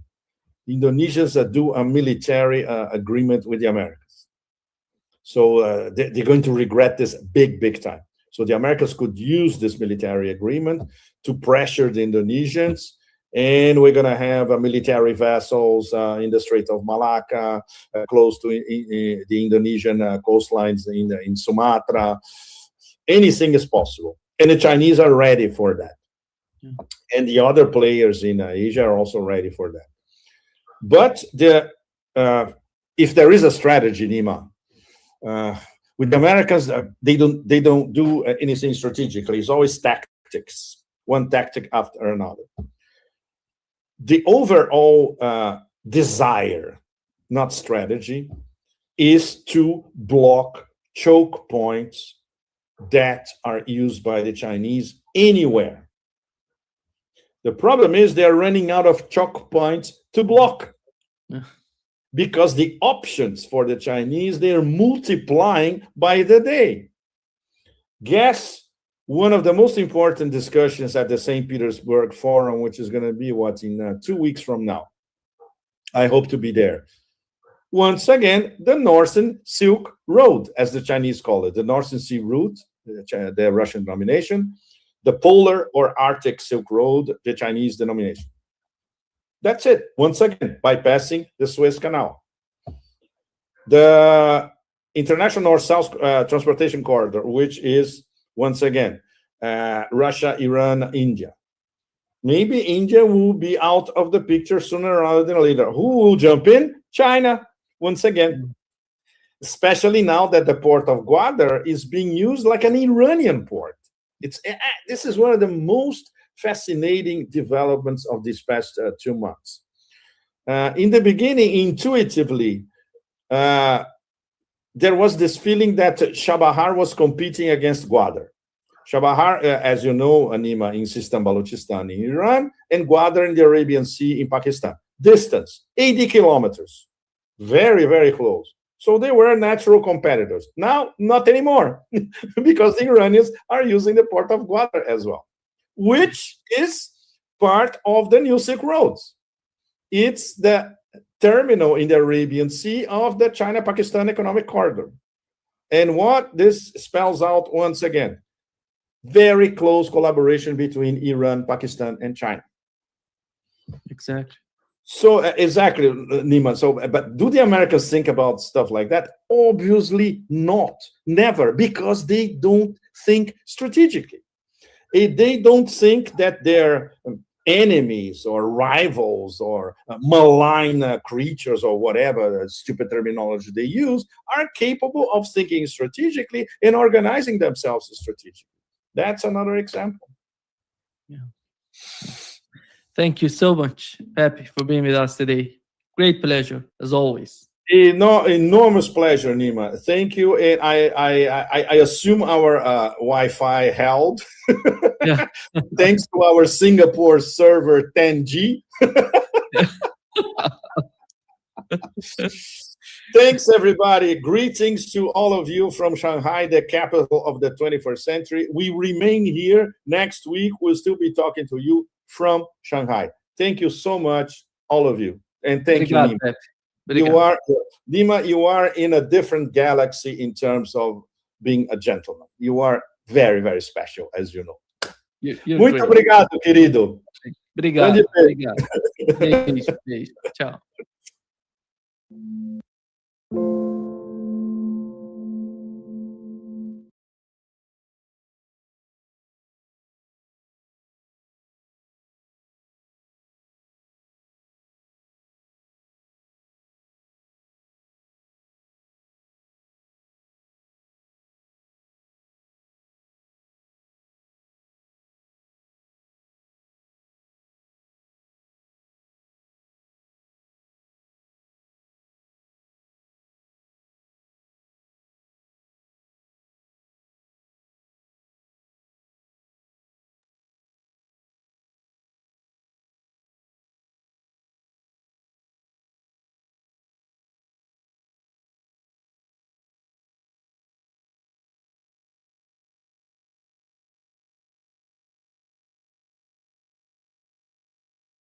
That Trump does make sense from what we heard.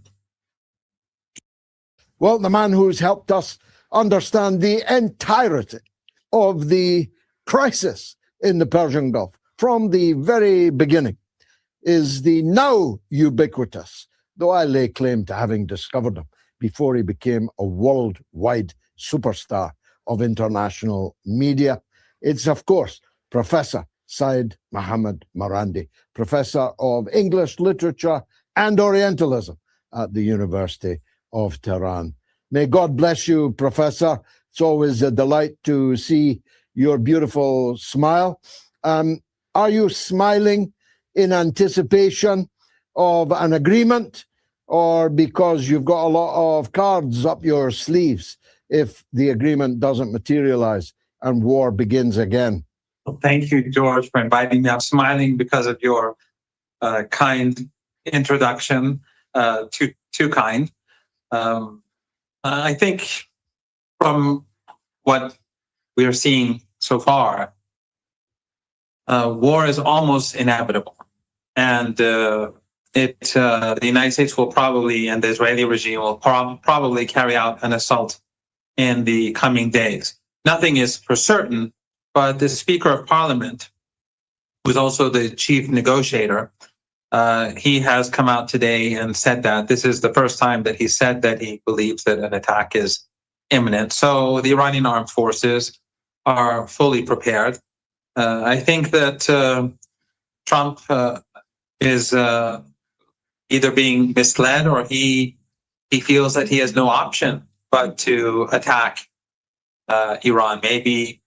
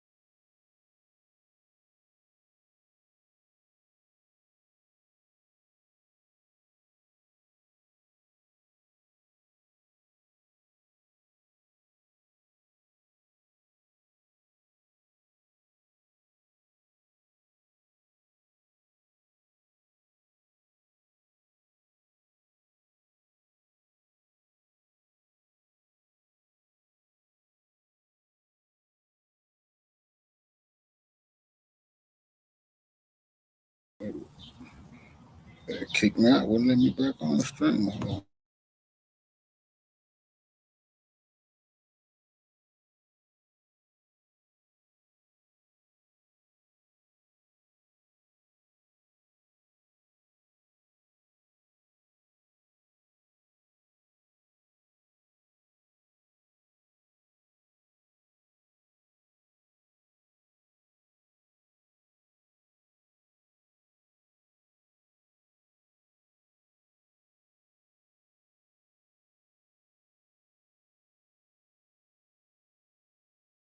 Very serious, and you acknowledge that. It's, for me, this seems to be the most plausible answer, because nothing that Trump does makes sense.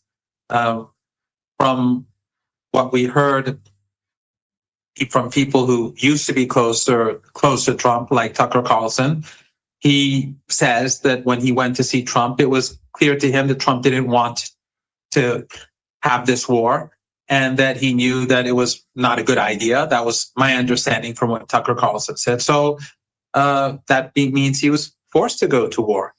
And after 39 days of a genocidal assault, he failed. Then afterwards, during the ceasefire, he violated the ceasefire. He imposed a siege on a starvation siege, by the way, George. What he is attempting to do is to prevent Iranians from importing medicine and food. This is a starvation siege. This is not just a siege for like equipment or factories or anything like that. He wants to deny people the right to survive. And of course, this is what the Americans have been doing for decades through their maximum pressure sanctions. But you won't hear this in the Western media. But in any case, that is failing too, because he carried out an operation 3 weeks ago or so, which also failed. So the siege failed, the war failed, the operation failed. And now he is hoping to carry out another offensive, which I believe is inevitably going to fail. We know from Shakespeare's time about the dilemma faced by such men in the middle of a river of blood, whether it's bloodier to go on or to return. It's an age-old question. I do think that there's reason to believe that Trump does not want to go to war. One is the testimony you've cited of people like Tucker Carlson who know him well and who've spoken to him intensively over this question over the last few months. Another is the opposition to it, which is clear enough, of the Vice President, J.D. Vance. Another is the fact that the Republicans are about to lose Texas, about to lose Florida. They are actually hemorrhaging support in the upcoming midterms in a way that poses an existential danger to Trump, because, of course, they can afford to lose control of one house, but if they lose control of both, then an actual impeachment followed by removal from office has all kinds of perils for Donald Trump. And all polls show that this Iran war is the most unpopular war there has ever been in the history of the United States. And there's the constant lying that he is on the verge of a deal. So I personally believe that Trump would like to get off the hook, which, as you say, makes the whole thing even darker, because it means that somebody else above the President of the United States is calling these shots. And that person's Netanyahu, isn't it? Yes, indeed. I think there is no doubt about it, that if the United States goes to war again, it will be Netanyahu, the Zionist lobby, and the Israeli regime that is the decider, as was once said by Bush. The bond market right now is in terrible is facing terrible stress. The U.S. economy is not doing well at all. Trump is manipulating the markets. Right now, they're speaking of some sort of agreement, which is, so far, there's no indication of us moving in that direction.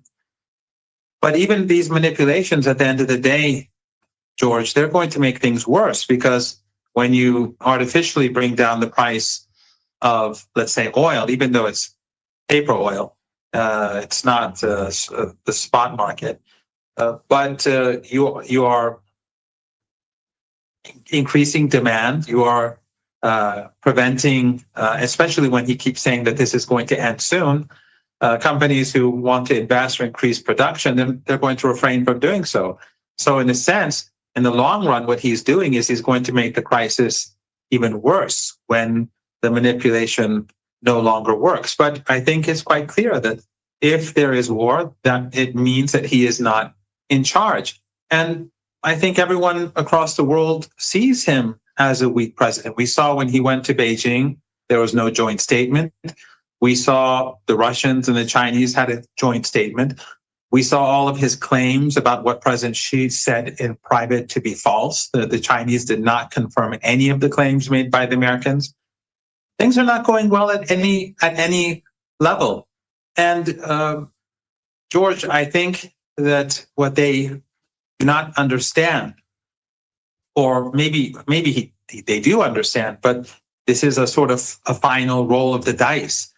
They may not comprehend that the Iranians are prepared to suffer.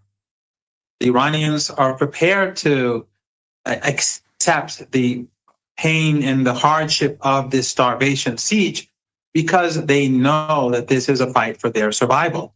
They know that because of their support for the Palestinian people, the Americans, the Europeans, the West wants to wipe them out. So they know that there is no way that they can appease the Americans and remain standing. So they have to be steadfast. On the other hand, the entire world, their suffering is increasing by the day, and soon it will become much worse. And they're all going to be asking themselves, why do we have to suffer for the Zionist regime, for this genocidal regime? Americans are going to ask themselves, why do we have to suffer? And I actually think that all of this is going to make things much worse for the Israeli regime in the United States itself in the coming months and years. In fact, I may be wrong, you may disagree, but I think that Congressman Massie's defeat at the hands of Israel is in fact bad news for the Israeli regime, because this is going to create greater anger about the Israeli regime, more awareness across the country about the Israeli regime. And when the election comes, the Republicans, which their supporters, percentage-wise, are still a larger segment of them support the Israeli regime, they're going to be defeated even more badly because of events like what we saw with Congressman Massie. I think that all of these are bad signs. I think the Israeli regime is miscalculating from beginning to end. They miscalculated in Gaza. They're miscalculating in their genocidal assault on Lebanon. They're miscalculating in trying to continue the war with Iran. They're miscalculating by antagonizing young Americans. And this is going to ultimately bring about their downfall in the United States. No, I don't disagree at all. Now, the last time we spoke, I asked you about the shoe that hadn't dropped, namely the Yemen. But there's indications today that if the U.S. does return to the scene of its crimes and begin again a genocidal assault, that this time, and with all the strategic implications, Yemen will be on the side of the resistance. Can you confirm that? And what might that look like? Well, as you know, Yemen was always with the resistance, and so was Iraq. But Think of all the places that could expose you to identity theft. If something happens, LifeLock provides a US-based... In the previous war, the Iranians did not want to escalate too far. They wanted to manage escalation. And so they felt that there was no need for, the alliance felt that there was no need for Yemen to get involved. In the case of Iraq, the resistance in Iraq did get involved, but to a degree. But from my understanding, if there is a renewal of war, if there's another aggression by the Israelis and the Americans, Yemen will become deeply involved. They will have a major impact on the battlefield and on global economy, on the global economy. And the resistance in Iraq is going to be far more active and far more assertive than they were during the 39 days of onslaught. In addition to that, again, my understanding from what I'm hearing, the Iranians are going to hit much harder and they're going to be more decisive and no punches will be pulled. So in a sense, the battle ahead is going to be more decisive than the 39 days of war. And I don't see the United States winning this war, and I don't see the Israeli regime winning. But George, if Trump and Netanyahu target Iranian critical infrastructure, which is highly probable, because after all, these are barbaric animals. As I said, there's a starvation. They're preventing medicine from getting into Iran right now, actively doing so. Western media is completely silent because they're owned by the Epstein class. Although Sky News, maybe you saw the reporter who asked the question of Admiral Cooper about the school. I applaud that reporter for his courage. But in general, Sky News and the rest of them, they are useless. But that reporter, it took courage for him to do that. I advise people to watch it, but to take a look. But if they attack Iran's critical infrastructure, Iran will retaliate. And if the Israeli regime's critical infrastructure will be targeted and destroyed, and the critical infrastructure of the regimes in the Persian Gulf who are complicit in the war will be destroyed. We are nearing the month of June. All people have to do is go right now and look at the weather in Dubai or in Abu Dhabi or elsewhere and see that the weather there is very, very, very difficult to tolerate unless you're in a very good car or your cooling system is working very well at home. If there's no electricity and no water, the country is finished. People will have to immediately go to Oman or to Iraq. They'll have to empty the country, whether it's American forces or whether it's the royal family or anyone else. So the critical infrastructure in Iran, if it's struck, Iran retaliates, that means these regimes in the Persian Gulf will probably collapse. And then that means that in future, there won't be any oil or natural or LNG or anything else for the global market. So what Trump is doing is he's playing with fire. Already the situation for the global economy and the American economy is terrible. But what he and Netanyahu are pushing for is a global economic depression, far worse than the 1930s in the previous century. Now, finally, Professor, I saw you say today, I was a little surprised because it's the first difference I've ever had with you. You said that you had never been a fan of Ahmadinejad, the former president of Iran, twice president. I actually quite liked him and I interviewed him once. But I think we're both agreed that the attempt by the US briefings to media to paint Ahmadinejad as a traitor to Iran, who was somehow involved in a regime change plot, which would have benefited himself and the puppet masters in Tel Aviv and the United States. Tell the viewers, if you would, about that and how it's being viewed in Iran. Well, my criticism of former President Ahmadinejad has largely to do with internal politics, that he was very divisive in general, which I think a president should refrain from being. But also he did not listen to. He made a lot of decisions without consulting experts. That's my opinion. But yes, the New York Times, that article, I think, is just sheer nonsense. If indeed a former President Ahmadinejad is a CIA asset, why would the CIA put his name out there in public? Why would they tell the New York Times that he is our asset?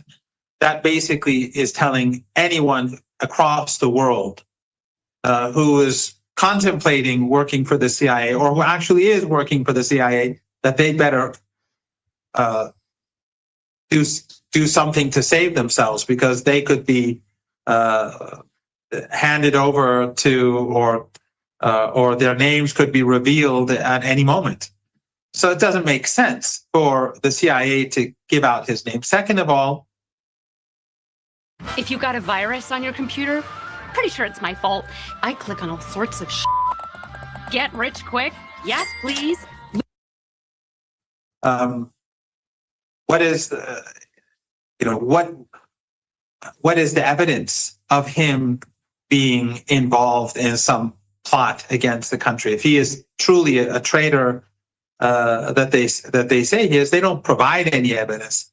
The article is just saying that Ahmadinejad was they were going to kill the leader, and Ahmadinejad was going to take over.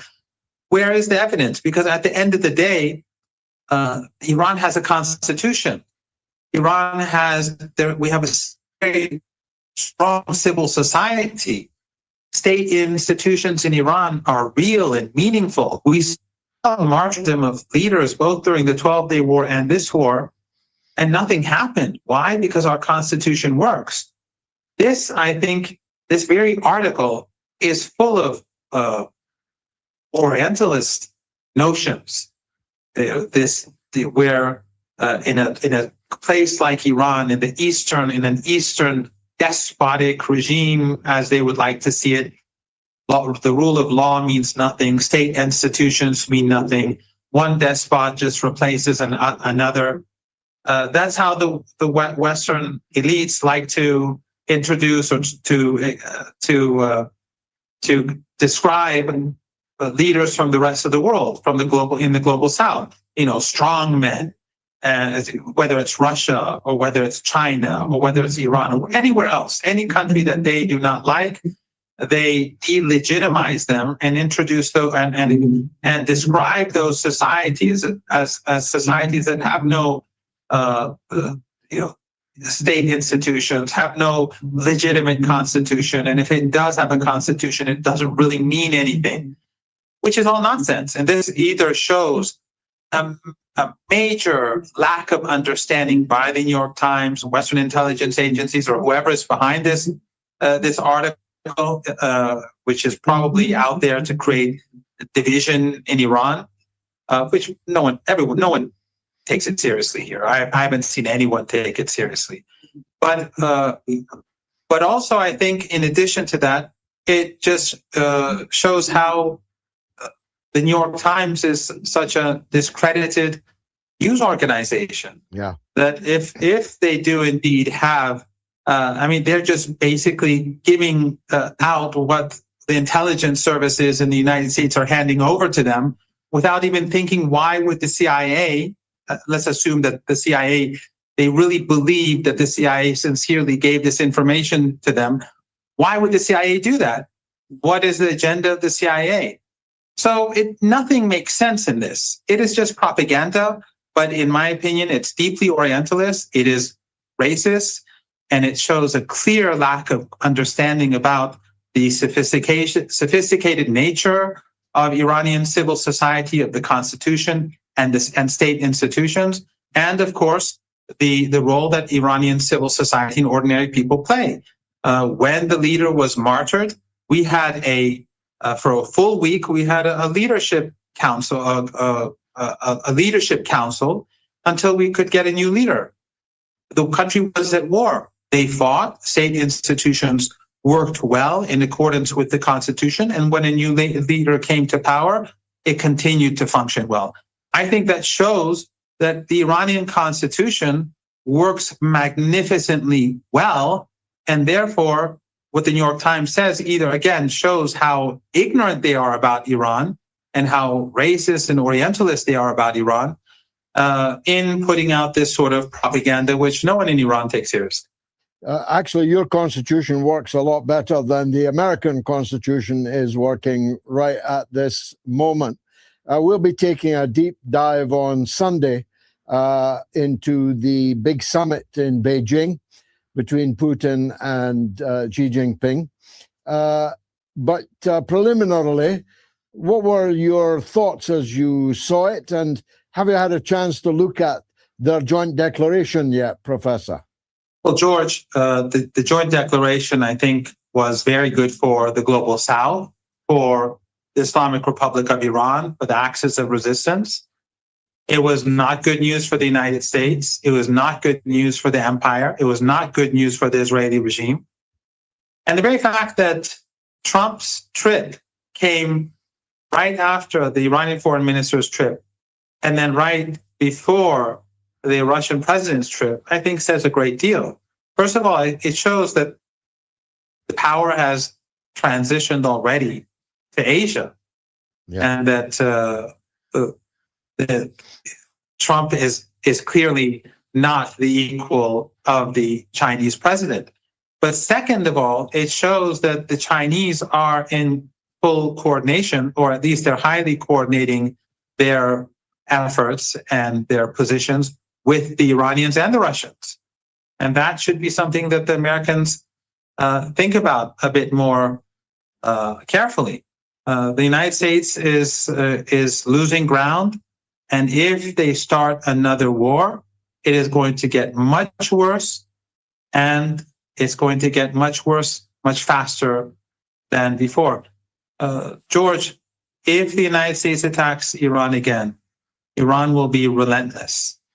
And if the United States runs out of ammunition, they shouldn't expect Iran to stop fighting.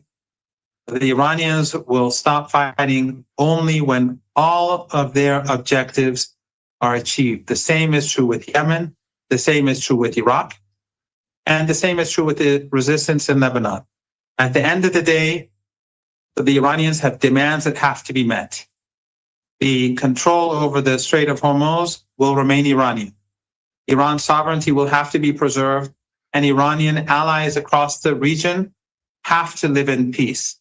And until that happens, the United States is going to have serious trouble in the Strait of Hormuz. Too quiet? Turn your sound from 100% to 600% with Turbo Loud.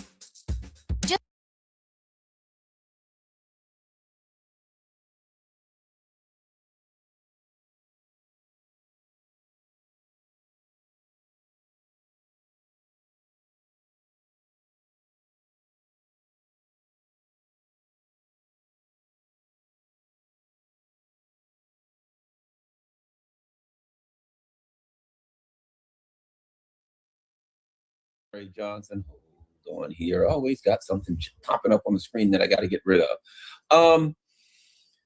Larry, before we get rolling, let me say this. You know, the whole Massie thing, right? Some friends of mine, you know, we were sitting there discussing. They said, "What do you think?" I said, "To me, it's like a Bernie Sanders moment." 2016, you know, I had been a Democrat. I wasn't happy by any stretch of the imagination, but you know, I'd been in the party for years. Okay, whatever. And then the whole Bernie Sanders thing, and I'm like, these bastards, they will not allow, don't get me wrong, I got my issues with Bernie, I've had that plenty of him, but at the time, here was the point. If somebody runs that they don't want to run, they don't practice democracy, they're just going to screw them and steal it from them. It was a wake-up call for me, right? I also tell people the American Civil Liberties Union, the ACLU, when I started, oh man, we filed lawsuits for all kind of controversial stuff. You know, Muskogee, Illinois. We did stuff that pissed people off. I thought it was great. It was on behalf of the Constitution. And it eventually turned into just an extension of the Democratic Party that was nothing but the wokest of woke. And I'm like, I was on the National Board of Directors. I had a wake-up call where I just said, I'm out the hell out of here, right? This is crap, okay? People have wake-up calls. I think the Massie theft has to be some kind of wake-up call for some people. What do you think? Oh, yeah, no, I fully agree. I don't know if you had a chance to watch Tucker Carlson's breakdown of it. On his Wednesday, he does a Wednesday night hour and a half where he does an interview, and one of the people, the guy he interviewed last night, Rich Barris, the pollster, and Barris made the point. He says, what was done to Massie was for the boomer generation. So you're at the younger edge of that. I'm sort of I'm a little older. But our generation up to 80, they'll sit there and watch Fox News. They'll believe what they're told for the most part. And they were persuaded that Massie was somehow betraying Donald Trump. So they went out and vote against him, all fueled by this vicious, malignant campaign of lies that was structured against him. However, the people that are 50 years of age and younger, they went out for Massie in large numbers, just not enough to overcome all the boomers. And actually, the number of people that should have voted didn't vote. But when all is said and done, this was a Pyrrhic victory for AIPAC because 2016, Trump stood accused of working with the Russians to win the election, subvert the American people. And that was a lie. But now you've got clear evidence of Trump working with Israel to subvert an election, to attack a member of the Republican Party with lies just to benefit Israel. And that's not going to sit well with others. And it's going to make people even more determined to oppose Israel and to make sure that Israel doesn't have this kind of influence anymore. I'm trying to pay off your loan. Stop calling me. You sound like a psycho. I swear to God. I'm calling you to let you know that we're going to pay off every loan you have. Like, it's literally a good thing. I understand, but I'm not interested. The other part of it is this. Have you seen people that started looking at the numbers in that people are starting to dive into the numbers? And I've noticed whenever there's these controversial elections, if you remember, like when Biden ran, suddenly like 15 million new voters popped up voted for Biden that had never been there before.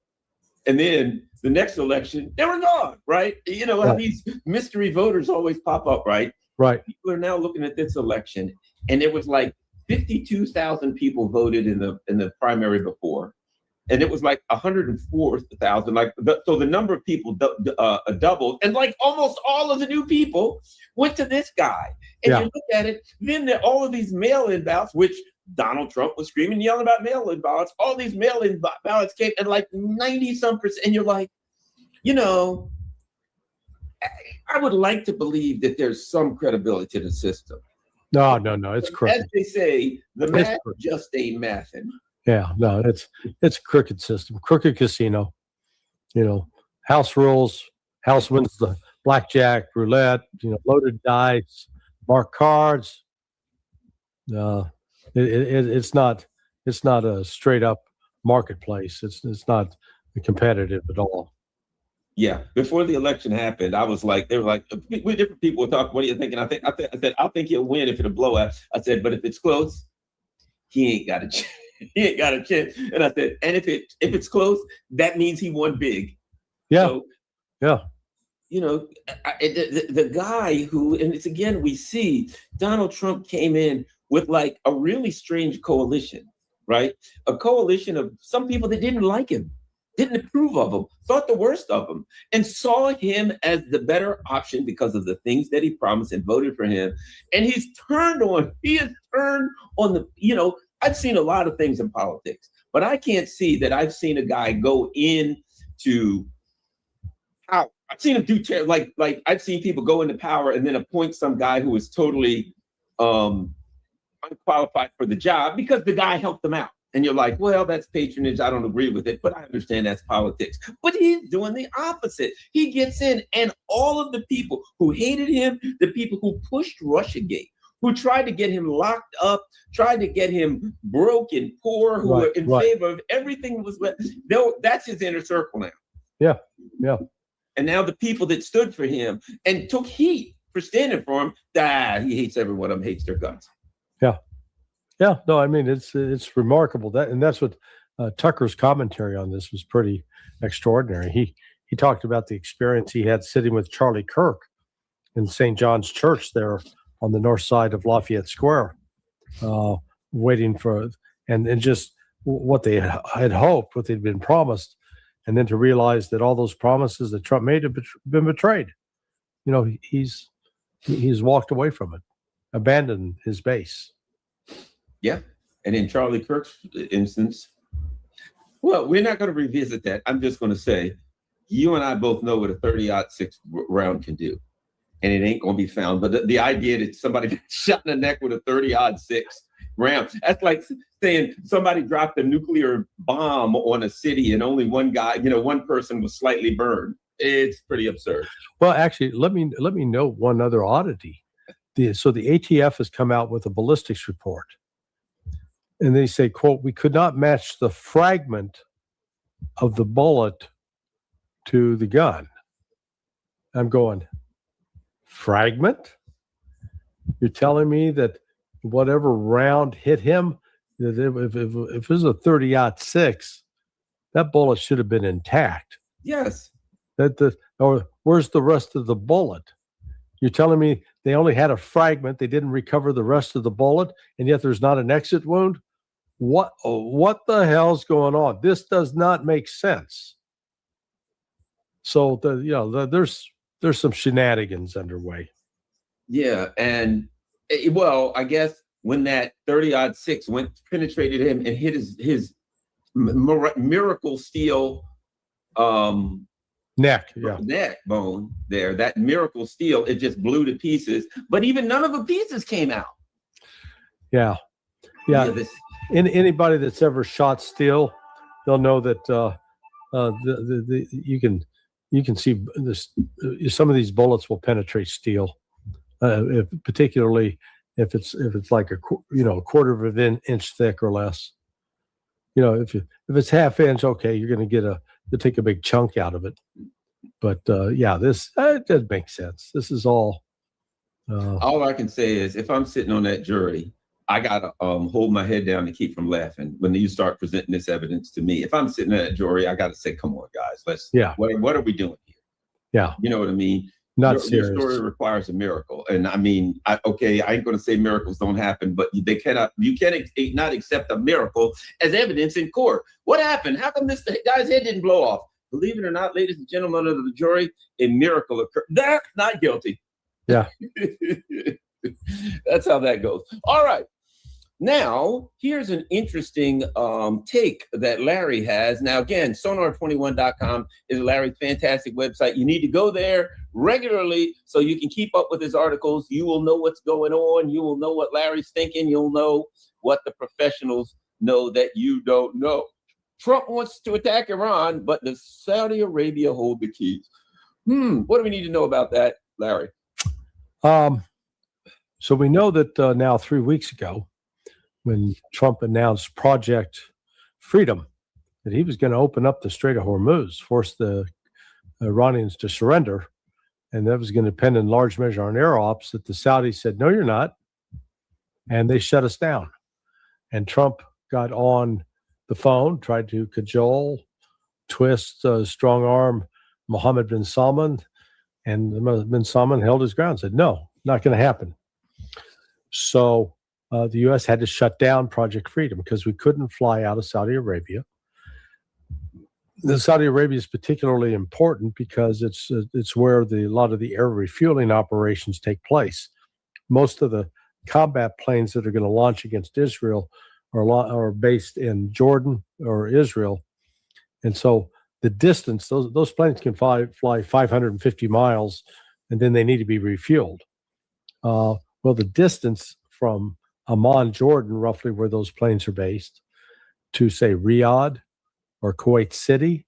Kuwait City is 720 miles away. So right there, you're at least 170 miles shy of you need additional fuel, and Riyadh's 820 miles away.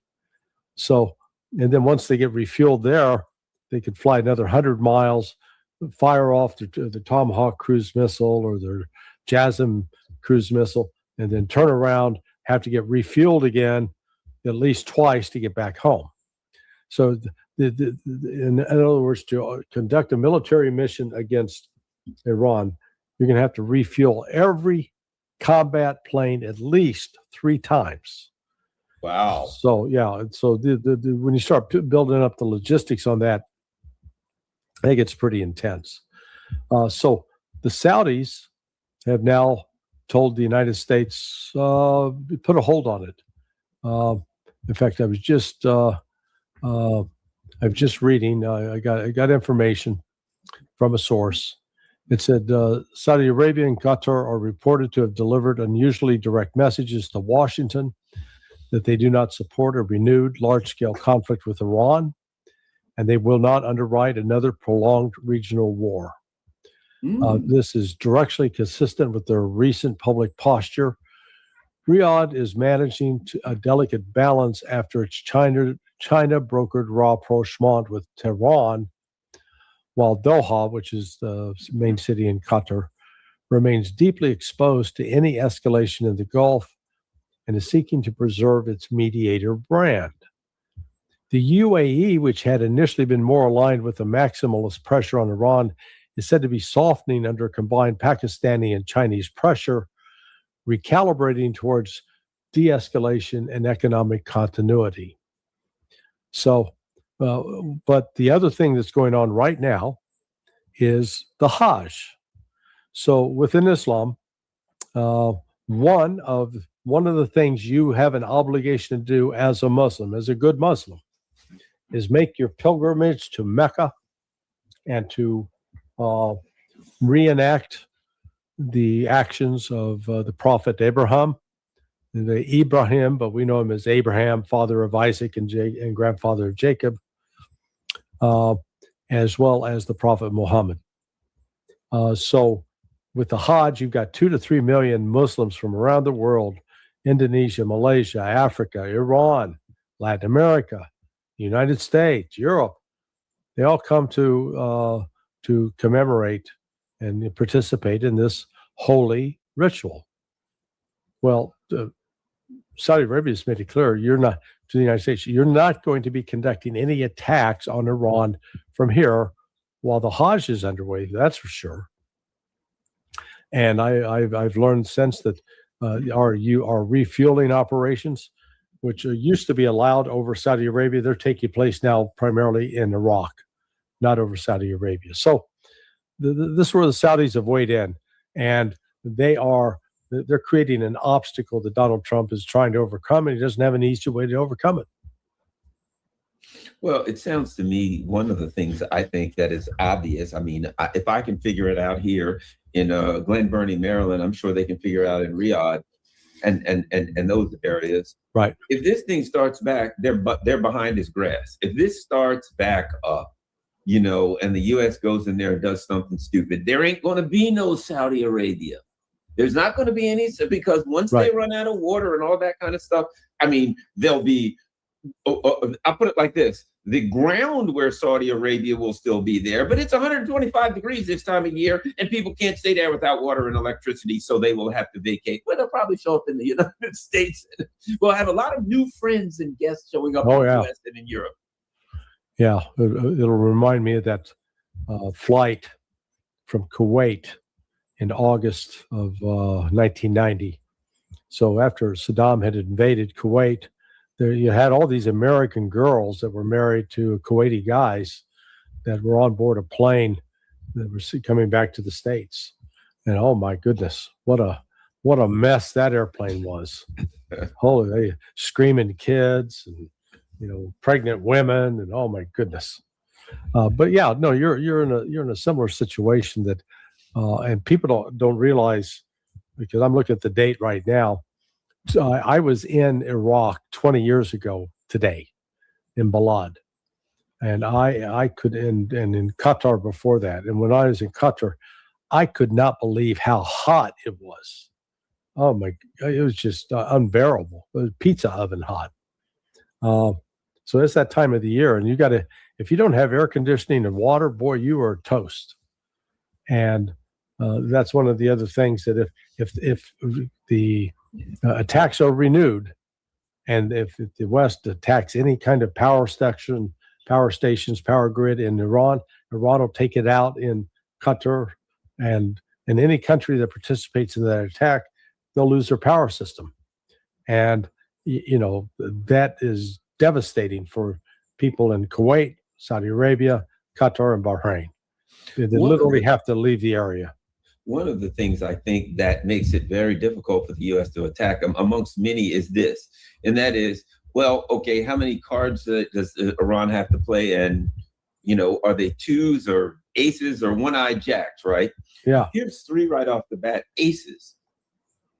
Bab el-Mandab Strait, you can close that. You can destroy the infrastructure of the countries in the area and pretty much close the area down. That's two. Sure. And now they've identified the Iranians looked around, on the seafloor and said, well, look at all these internet cables going right across the Gulf. What do we have here? They have serious aces. So if you go back, it's not like Iran says we're going to do this. If you attacked Iran, they could say, okay, we're going to start and we're going to close the Bab el-Mandab Strait, see how you like that. If you don't walk away within a week, we're cutting the cables next. If you don't walk away within another week, so they can continue to escalate, and every escalation is almost, is devastating for the West and the world economy. Your thoughts? Yeah, no, you're exactly right. This, have you seen? Again, it's one of those AI generated films, but it's got Trump sitting on one side of the table. Then the Iranians, Mohammad Mojtaba Khamenei, the new Ayatollah, and the head of the IRGC, and I think either Arachi, the foreign minister, and they're playing Uno. And so at the end, again, if you've played the card game Uno, the goal is to get rid of cards, not to collect them. Right. And at the end, Trump is sitting there going, "Aha! I got you. I've got all the cards." And the Motaba and the Iranians are just laughing hilariously, saying, "You're playing Uno. If you got all the cards, you lose." And that's where we are. That Donald Trump thinks he holds cards, but there's nothing he can do militarily to open the Strait of Hormuz, despite claims that we might do otherwise. There are limitations to what we can do with air power, if nothing else, that the kinds of weapon systems we want to use, the JASSMs, the Tomahawks, they are being depleted. And further attacks with them will further deplete the stores, making it impossible for us to actually sustain any kind of operations against China, which many expect that we're going to be going to war with China. Now, China, and that's from China's standpoint, that they'd much rather see the United States waste all of its weapons in the Persian Gulf. Well, based on what I've seen with the performance against Iran, that war would last hours.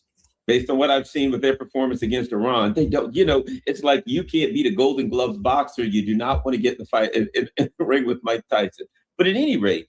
Oh, yeah. The other thing is, in what we're looking at, I think it would be reasonable, particularly in light of the fact that the Iranians do have some friends that maybe have helping the alliance. I think would be reasonable to suspect that the Iranians have, as they say, probably improved some of their technological abilities, probably continue to build missiles, maybe have newer technology that they haven't used.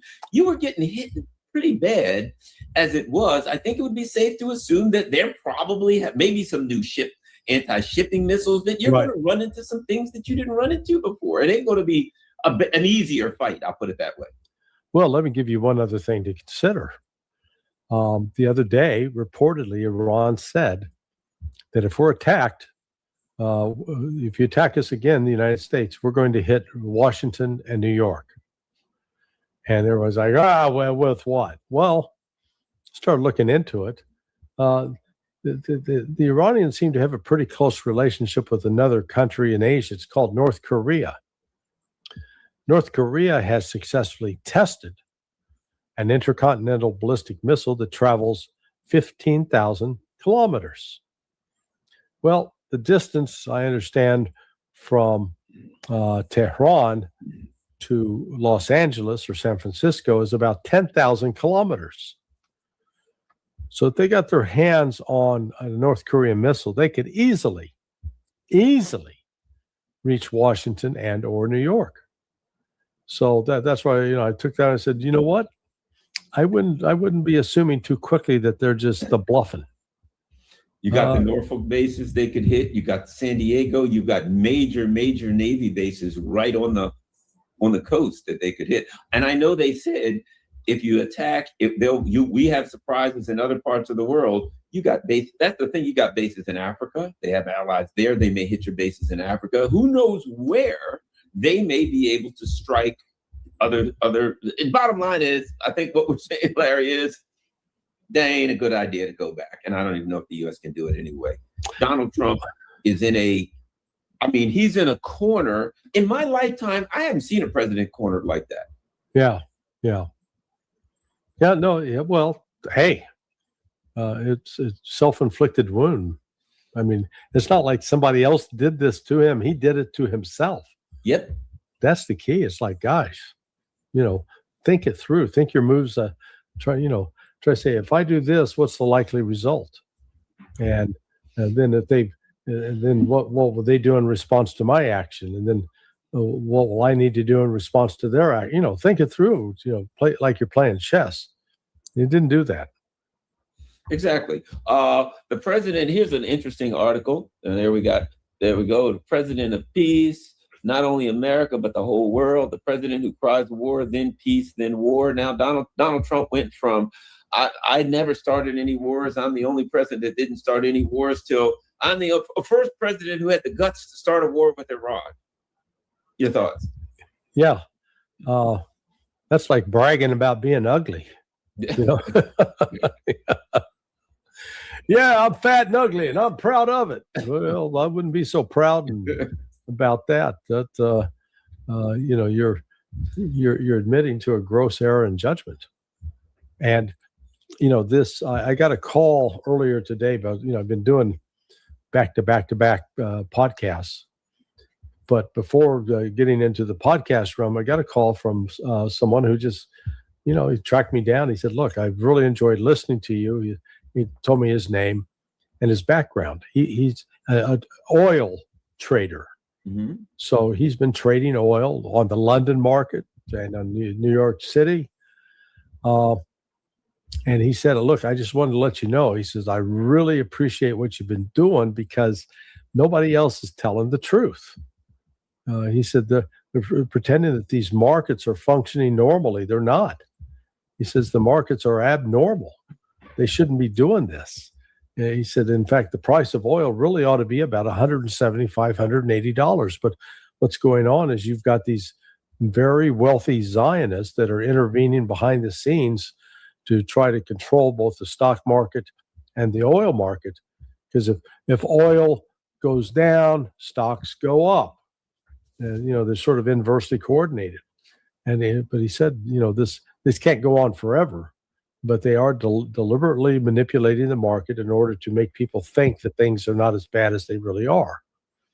And just as an example with oil, it was during the early days of COVID, that the price of oil shot up, per barrel shot up to $150 a barrel. But there wasn't an actual shortage. I mean, the oil wells were still pumping, the ships were still sailing. You could load the oil on the ships and they'd sail to their destination.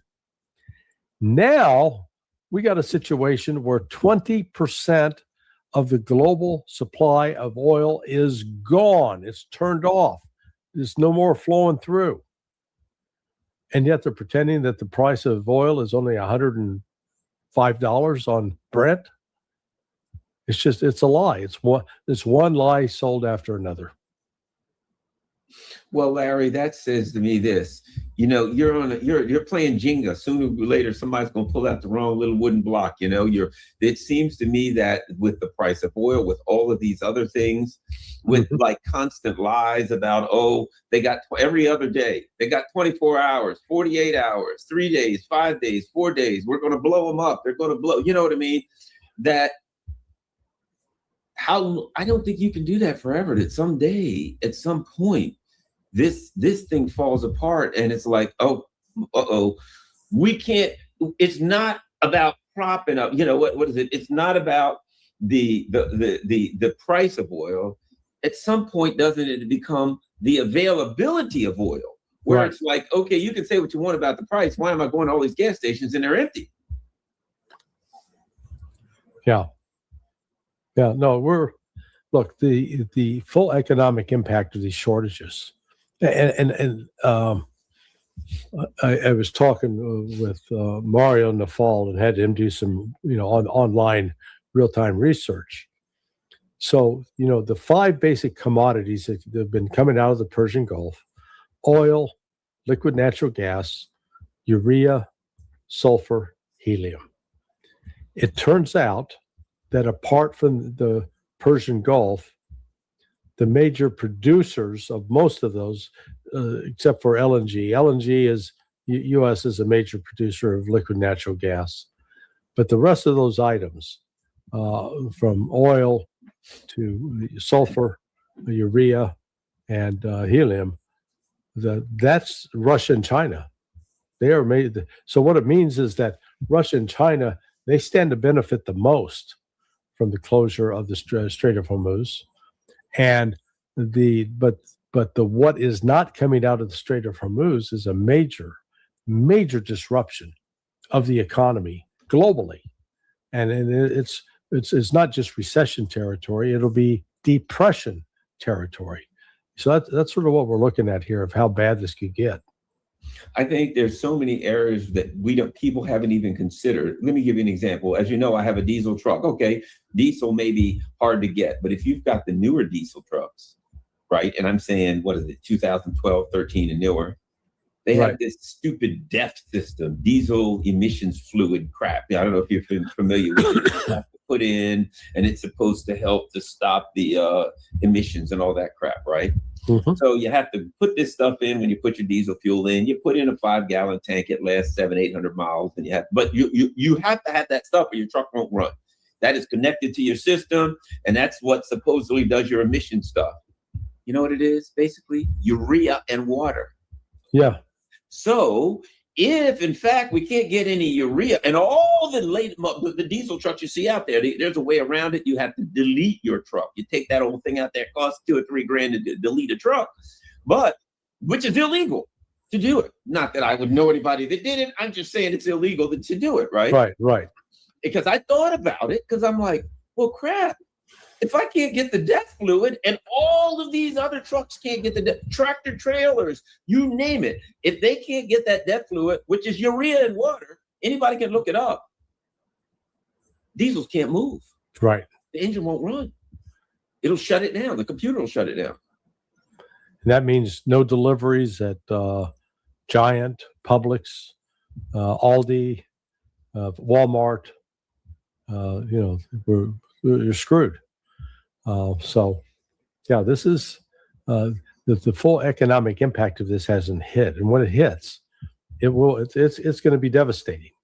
And particularly here in the United States, we've actually pretended that we're immune to this, and the Dow Jones, the markets the markets are not functioning normally.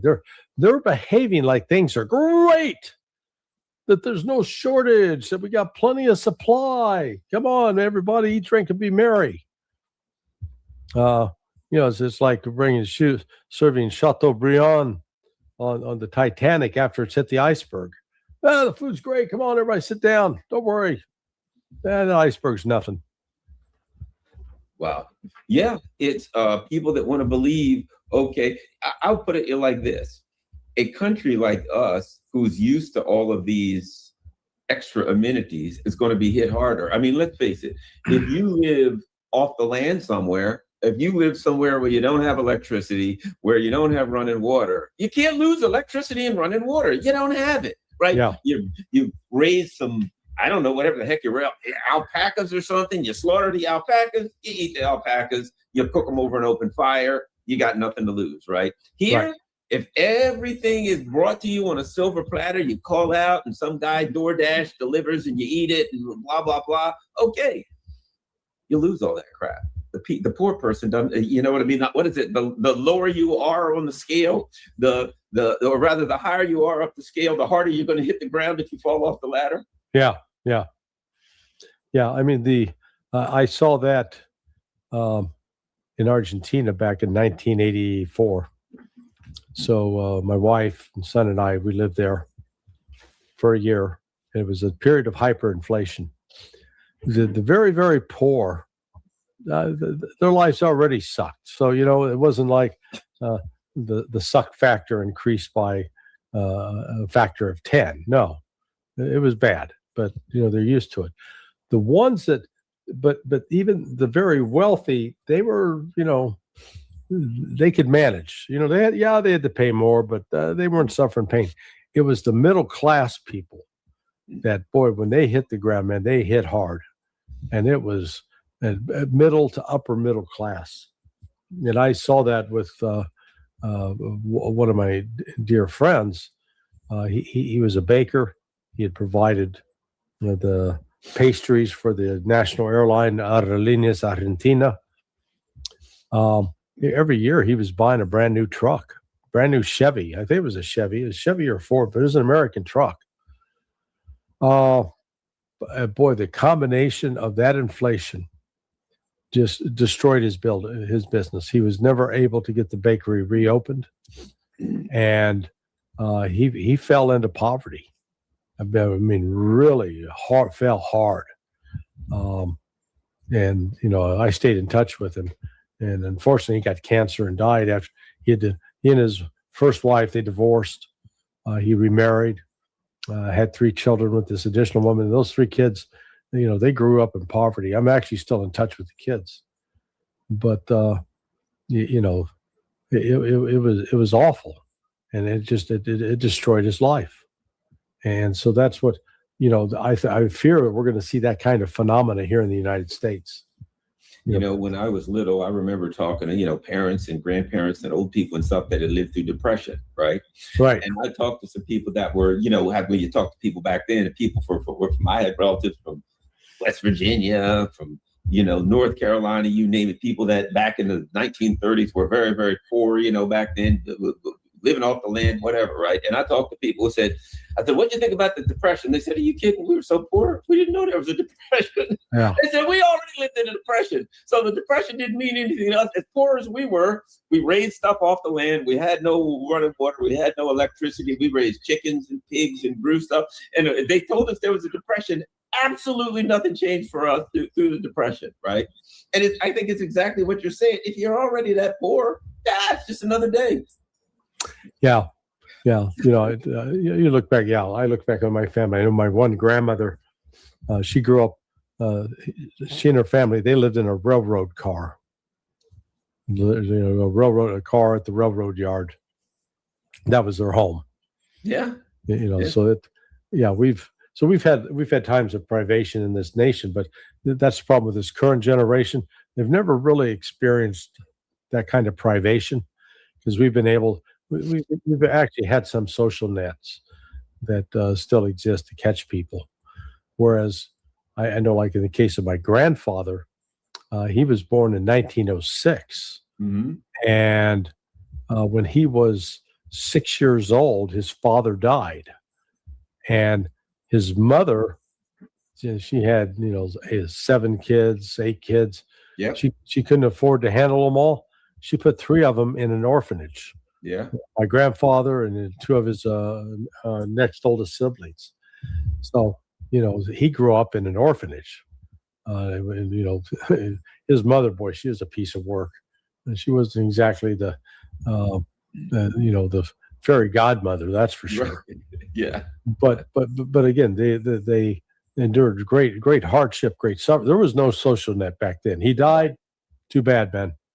Exactly. Yeah. I think that was it. I did want to ask you this. I see something on your site about the 1776 Law Center Convention. Is that something you want to let people know about? Yeah. This so Robert Barnes is putting this on, and he's got a bunch of speakers. Alexander Cristoforo, Alexander Mercouris will be there as well. And so I guess he used this AI platform. Danny Davis is going to speak, but he used this AI tool to generate images of us dressed as officers in the Continental Army of the American Revolution. So I was quite happy with my photograph. I go, yeah, that looks better than me. There we go. There we got your quill pen going on there. Oh yeah. What else we got? Daniel Davis is going to be there. Oh man, it was all a great happening. Oh, that looks like a lot of fun. So everybody, you can go to Larry's website. Sadly, unfortunately, I just realized that I didn't show. I was looking and the rest of the people couldn't see it. So let's do this. Make sure everybody sees it. There we go. 1776lawcenter.com, right? Yeah. And there you go. If anybody wants to go, there's all of our pictures here. And there, of course, is the one of Larry. Yeah. And of course, over here that we've got what's happening. It's going to be, let's see, there we go. Future of freedom in American and public opinion, lots of stuff. Larry Johnson's going to be there, and Robert Barnes, Brad Geyer, who defended the January 6th and Amish cases. Chase Hughes, oh, he's an interesting guy. He's always got cool stuff. I like his. So there you go. Saturday and Sunday, August 1st and 2nd. That looks pretty awesome. And everybody, go to sonar21.com. The other thing before we go that is also critical, when you go to sonar21.com, there's a little thing here that says support us. The Sonar 21 effort continues solely through the generous support of our audience. You can use PayPal. You can use PayPal.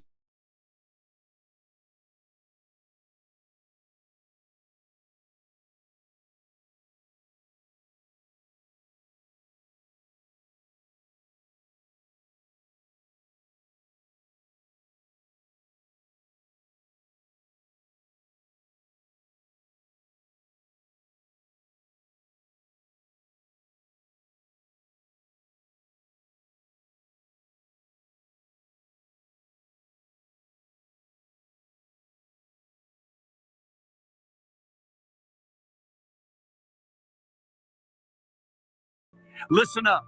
I've spent the last 30 years as a financial advisor helping for opportunity to rebuild their capabilities. The enemy's covert and overt movements indicate that they are seeking a new round of war.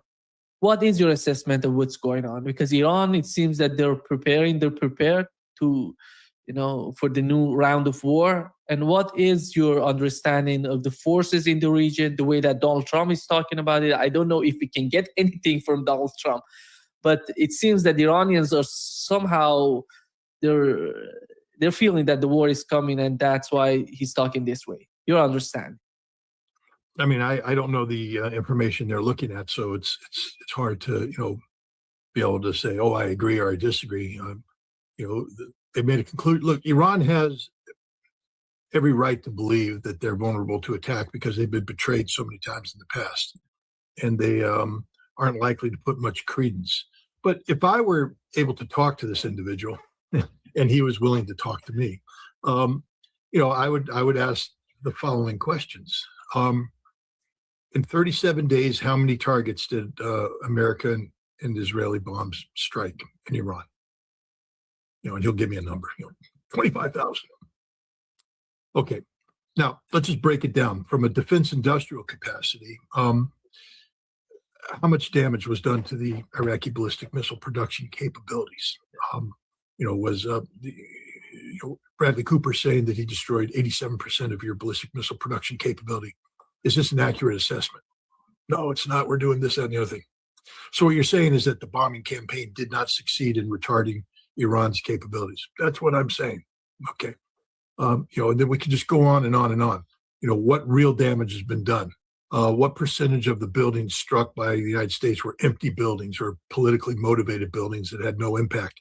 And the point I'm trying to get at is when we look at the real impact of what America did to Iran in terms of, we sunk, ships. Iran wasn't a blue water navy to begin with. So we sank ships that, doesn't change the fact that Iran still controls the Strait of Hormuz and will continue and always will control the Strait of Hormuz. So the point I would make to him is that in 37 days, we didn't do anything to you. We killed some people, a lot of people. We killed some important people, but we didn't change your regime. We didn't interrupt your ballistic missile production capability. We didn't have any meaningful impact on your nuclear program. We didn't secure the Strait of Hormuz. We didn't accomplish anything. And so now, Mr. Speaker, I would just ask, what makes you think we can accomplish something this time around? What are you afraid of? Are you afraid that we're going to repeat what we did before? Why? You won. It's a pain in the neck. Things go boom, people die, but why would America repeat that? What's your assessment of America? We depleted our long-range strike weapons. You apparently have some intelligence. Have we replenished our long-range strike weapons to the degree that you've replenished your missiles? No, not even close. So how many days do you assess America to be able to sustain a campaign similar to the one that they did for 37 days? Less than a week, right? Yeah. What about their ability to intercept your missiles? When does that run out? 3 to 4 days, right? And how long can you cycle through? I just read something where people are claiming that you can salvo hundreds of missiles a day, every hour, 24 hours a day, 7 days a week for a sustained period of time, striking all the targets. Is this an accurate statement, or are you just playing a Donald Trump here and saying things that aren't real? Oh, it's an accurate statement. So again, I ask, why do you think they would go to war with you? You've publicly stated that if you're attacked, especially your energy infrastructure, that you're going to immediately, in this 24/7 campaign, target the energy production facilities of the Gulf Arab nations, including desalination plants, that the United Arab Emirates will return to the Bedouin, I think somebody said. Is this an accurate statement? Yeah. And what's your assessment of their ability to defend against this? None, right? Yeah. So again, why do you think they're going to attack? Why? What? This is my question. I understand what they're saying. They have every right to be prepared for an attack, but why do they think they're going to attack? Because to attack to what end? What objectives are being sought?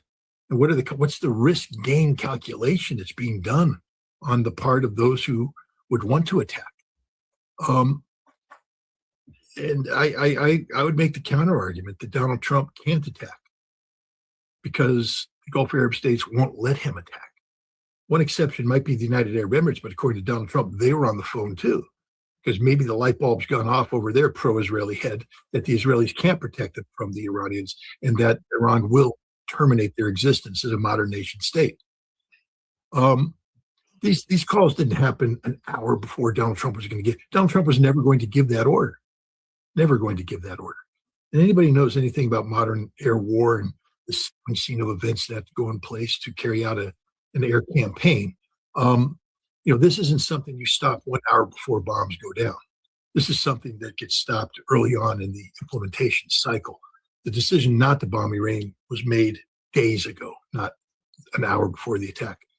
And so you have to ask yourself, why did Donald Trump do this? Because he's manipulating the markets. I mean, literally, he's in there. He called the American economy a casino, and he's out there playing the game. And so are people around him. His truth social media postings are designed to generate market impact that positively favors those who made the appropriate betting, knowing this social media post was coming out, when it was coming out, and what it was going to say.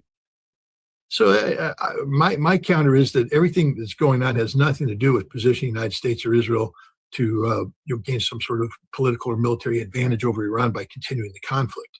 It's all a giant act of theater. It's a charade designed to ostensibly put pressure on Iran, but I don't think Iran's feeling any pressure. And the secondary benefit is to have Trump incorporated rake in the money from manipulating markets. Want to know someone's criminal past? Search millions of records instantly, from arrests. Yeah, the assessment of the battlefield, I think you're right about the reasons that you've just mentioned. But the problem is that we don't have a logical sort of thinking in Washington. And many people are arguing that Netanyahu falters domestically right now. One of the main reasons that the United States may decide to attack Iran again, because Netanyahu is just, he's not in a good position right now in Israel, and everybody knows what's going on there. And he needs something. No, I mean, there's no doubt about that. But how long can you play that card? The first card, the first hand was played back in February 11th when Netanyahu and the head of Mossad met with Trump one-on-one in the White House and sold him a bill of goods that has since been exposed as a bill of goods. They lied. They lied about their abilities. They lied about the weakness of Iran. They lied about what would happen if they killed Ali Khamenei. They lied about everything. Donald Trump today knows that it was all a lie. And he also, Donald Trump knows when he approved this war plan, was it briefed to him as, Mr. President, we're going in light. These 37 days, we're only going to bring in, 12%, 15% of our capacity, but we're holding back the big punch because we really don't want to do harm. I think the opposite was, Mr. President, we're going in hard.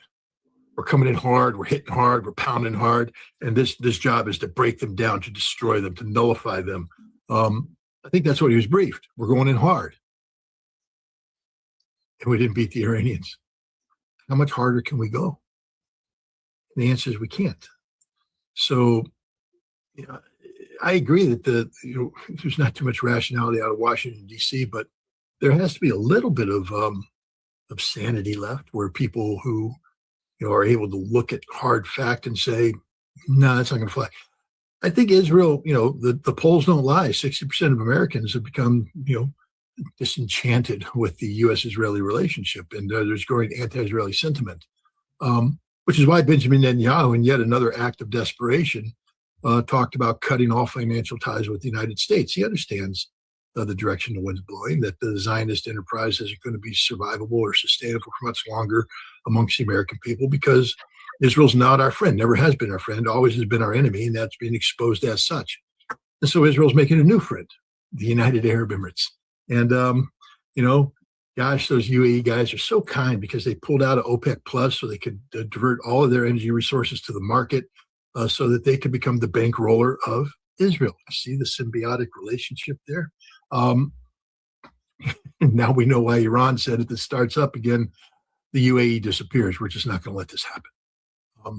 But I don't see Israel having the same control over the United States. We saw what happens when they go after a congressman. There's still that aspect of it. Thomas Massie was defeated by the state of Israel. It proves that American democracy can be bought, that there is a price. And apparently it's a lot of money, but they still bought a seat. So the Israeli influence is real. It's here, but it's weakening. And, like anything that's held on too long, beyond its expiration date, it begins to, not to be too gross, but, bottle of milk used by May 20th. All right, I got it. I bought it May 15th, and every morning I pull out my cereal and I put my cereal in there and I put the milk in and I eat it and I'm like, delicious, good milk. On May 20th, I'm like, put it in there. Not bad. May 21st. Trash, waste, junk, scrap, useless, landfill, reimagine. I can still eat this. May 25th.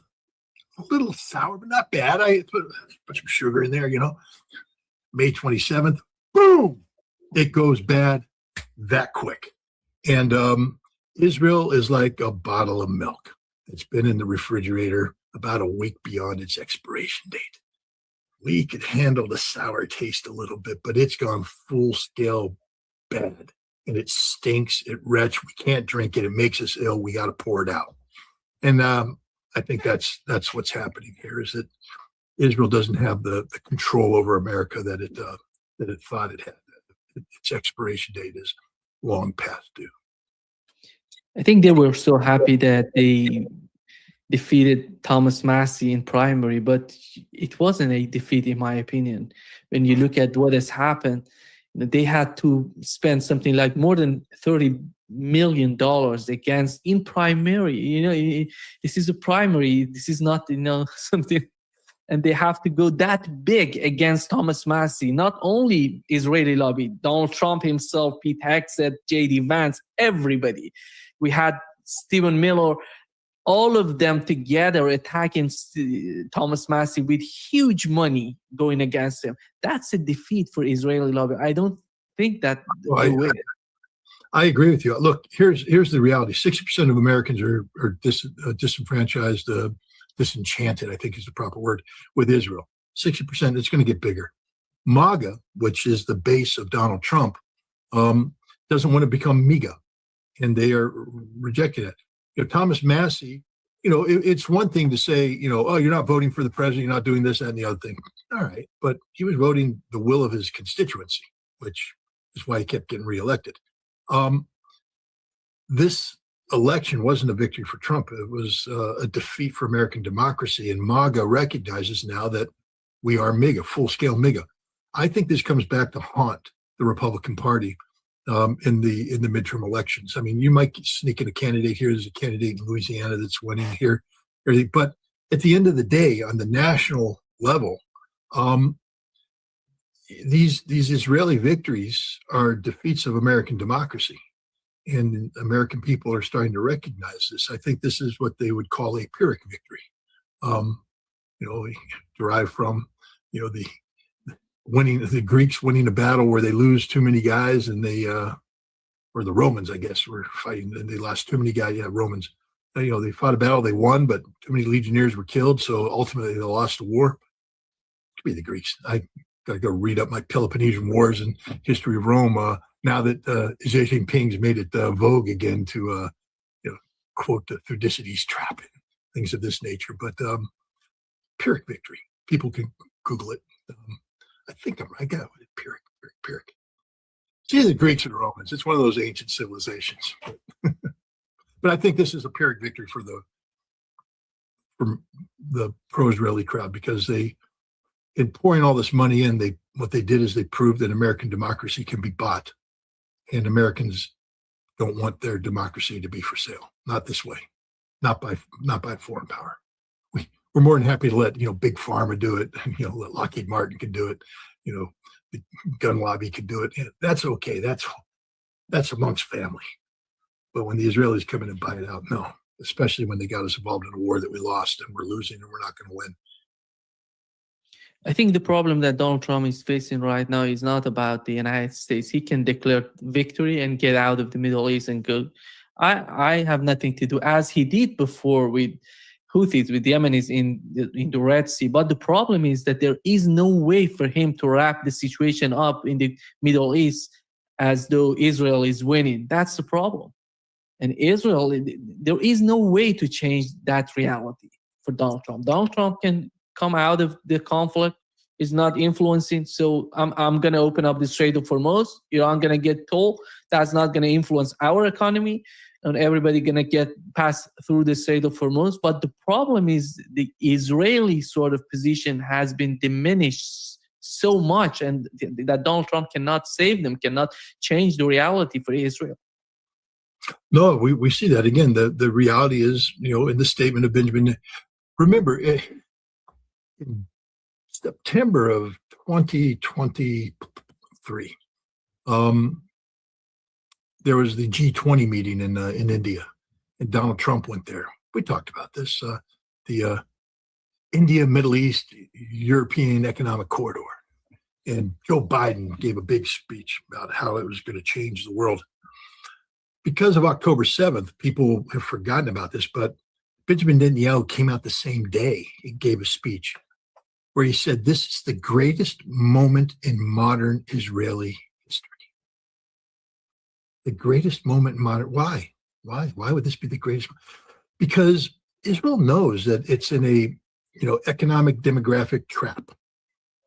That it's, people are pouring into Israel from around Zionists. The Zionist enterprise is succeeding, but this costs more money.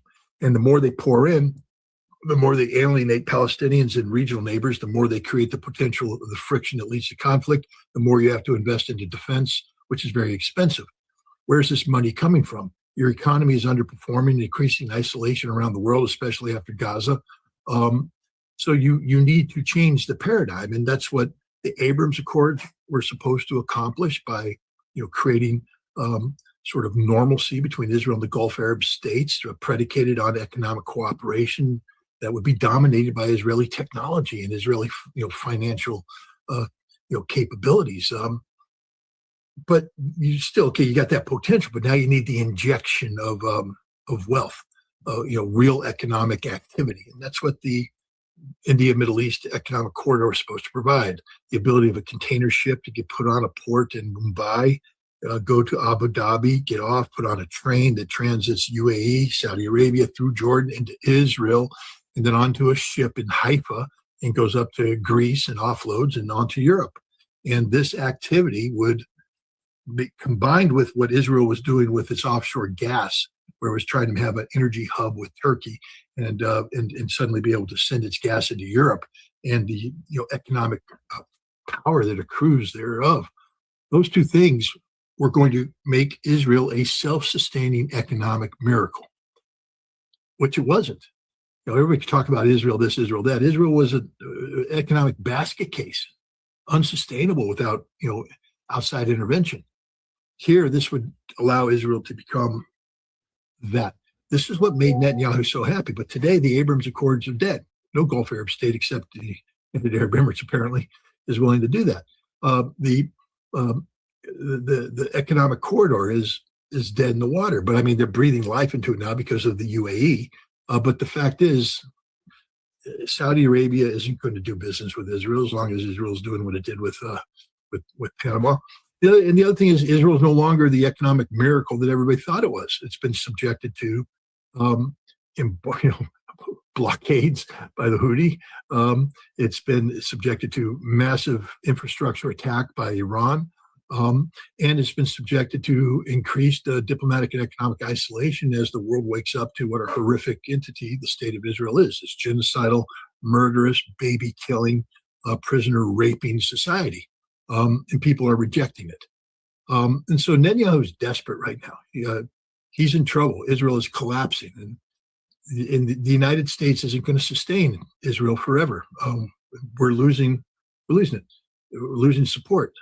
In the United Arab Emirates, it's a joke. I mean, I feel sorry for the people that live there, but this is just an absolute tragic joke. The direction they're taking, the decisions they're making are purely suicidal.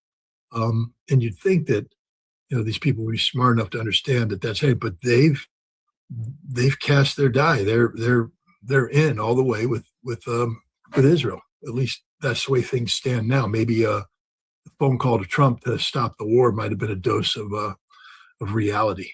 But there we are. How do you find the non-aggression pact and what Russia and China are trying to do together with Iran? It seems to me, because Saudi Arabia was asking for non-aggression pact. I haven't heard anything from Iranian side, but it seems something going on with the negotiations between, as I've mentioned, Russia, China, and Iran, and the whole concept of the Middle East, which is so important, by the way, for two projects, North-South Corridor and Belt and Road initiatives. which are of paramount importance for China and Russia. When it comes to weight loss meds, folks will rope you in with one price. Then hidden fees start coming out the woodwork. Oh, Good RX will show you the cost. First of all, non-aggression pact won't work if the United States isn't out of the Middle East. Why not? Can't you sign a non-aggression pact with the United States? Really? You want Iran to go to bed with that piece of paper on their table? The United States is agreement incapable. What needs to happen, though, is that Iran needs to have non-aggression pacts with the totality of the region, Saudi Arabia included, and the Saudis are taking. Remember, don't think it's surprising that the Saudis are making this call. The Saudis worked with China and Iran to come together and create rapprochement a few years back. And the Saudis know, they have a better understanding than most about the geopolitical realities of energy security and where Iran is today. And so they're looking, but there has to be every nation involved in this non-aggression. It has to be a regional non-aggression treaty signed by all powers. And the guarantor can't be the United States. I mean, the United States, of course, might play a periphery role and say it's part of it, supports it. But the guarantor has to be primarily China. In the economic, if you want to do business with China, you have to sign this non-aggression pact, something of that nature. It won't be that blunt because it doesn't work that way. But I think having the Chinese and the Russians work this is a good deal. And it's both, as you said, in the interest of Russia and China, the North-South Economic Corridor linking St. Petersburg, Chabahar, and the new Silk Road that links Tehran with Western China and then on into the depth of China. These are essential corridors of wealth for Iran and for the region.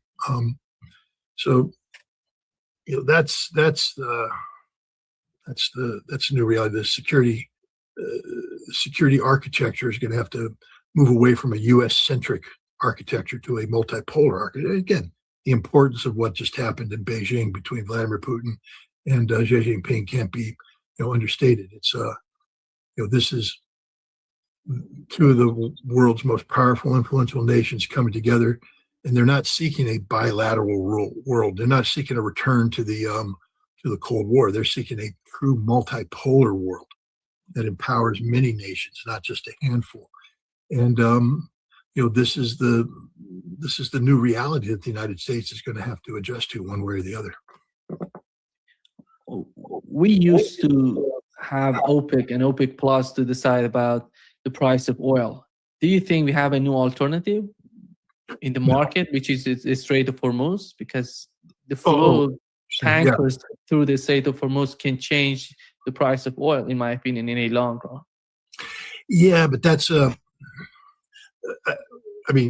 from a practical standpoint, in terms of outcomes, sure. Look, we used to have Aramco, the American Arab oil company, the Arab American oil company. And they basically overproduced Saudi oil production infrastructure.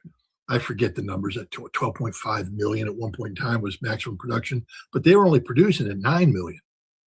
Why? Why have over? Because that's very expensive to have all this infrastructure that you're not using. And the answer is because when the United States needs more oil on the market, the Saudis can increase. You don't have to wait. They've got it right there. Just turn it on, out it comes, go. And then when we tighten it up a little bit, the Saudis do it. And we had that relationship that said, we will guarantee your security. In exchange, you help be our market control mechanism. In theory, Iran could do the same thing through the Strait of Hormuz. Constrict, release, constrict. The difference is they're constricting shipments that aren't their own. In Saudi Arabia with Aramco, you're turning on Saudi oil pipes, which are connected to Saudi oil fields and all that. Here would be Iran constricting the global economy, and that could be effective in war, but in peace, that's a non-starter. Iran could never be seen as actively squeezing the energy production potential of Kuwait or Bahrain or Iraq or even Saudi Arabia by saying we're only going to let a certain amount of ships through there. So this is why we need a ceasefire effectively. But what's important is that the Iranians can shut it down anytime they want to. it's also important that Iran keep it open and allow for the free flow of energy as long as you pay your toll tax. $2 million a ship, I think, is what they're charging, depending on the cargo. But let that happen, and you're good to go. But I don't think Iran is going to be controlling because that's not Iran. First of all, Iran's never said that they're going to become the arbiter of who makes money and who doesn't make money. Iran believes that all nations that produce energy are sovereign nations, and that's their sovereign decisions. And I believe Iran would support that as long as nations are positioning themselves. So I think part of the regional security framework has to include an energy security component, where, in addition, if you have non-aggression pacts, it means Iran doesn't fear overnight the Strait of Hormuz being shut down, which means Iran then must commit to the free flow of energy. And there has to be some very well-defined exceptions to that so that everybody understands that if this happens, then Iran has the right to do this. But so long as expectations are met, Iran has to let the traffic go through. Yeah, I think that's why I would say Israel is losing Saudi Arabia and Qatar, because the situation, the calculation on the part of these governments in these countries has totally changed. And do you think that is there any way for Israel to do something about it, or to reverse what's going on with the case of Iran? Because Saudi Arabia and Qatar are, I would say, so much dependent on Iran right now. It doesn't matter if they're going to rebuild or they're going to build new pipeline, but they're not going to get everything out of their countries by these pipelines. They're going to be dependent on the Strait of Hormuz, not only when it comes to the Strait. We have the internet cables that many people are talking about that in Iran right now. Yeah. I remember in the 1990s, I had a conversation with the Israelis about the growing threat of Hamas. When I was traveling to Israel from 1994 through 1998, every time I went to Israel, there was a terrorist attack, a Hamas terrorist attack that killed people, blowing up Dizengoff bus, blowing up a restaurant, blowing up this, blowing up that, blowing everything. Some of it happened right next door to me. I could hear the explosions.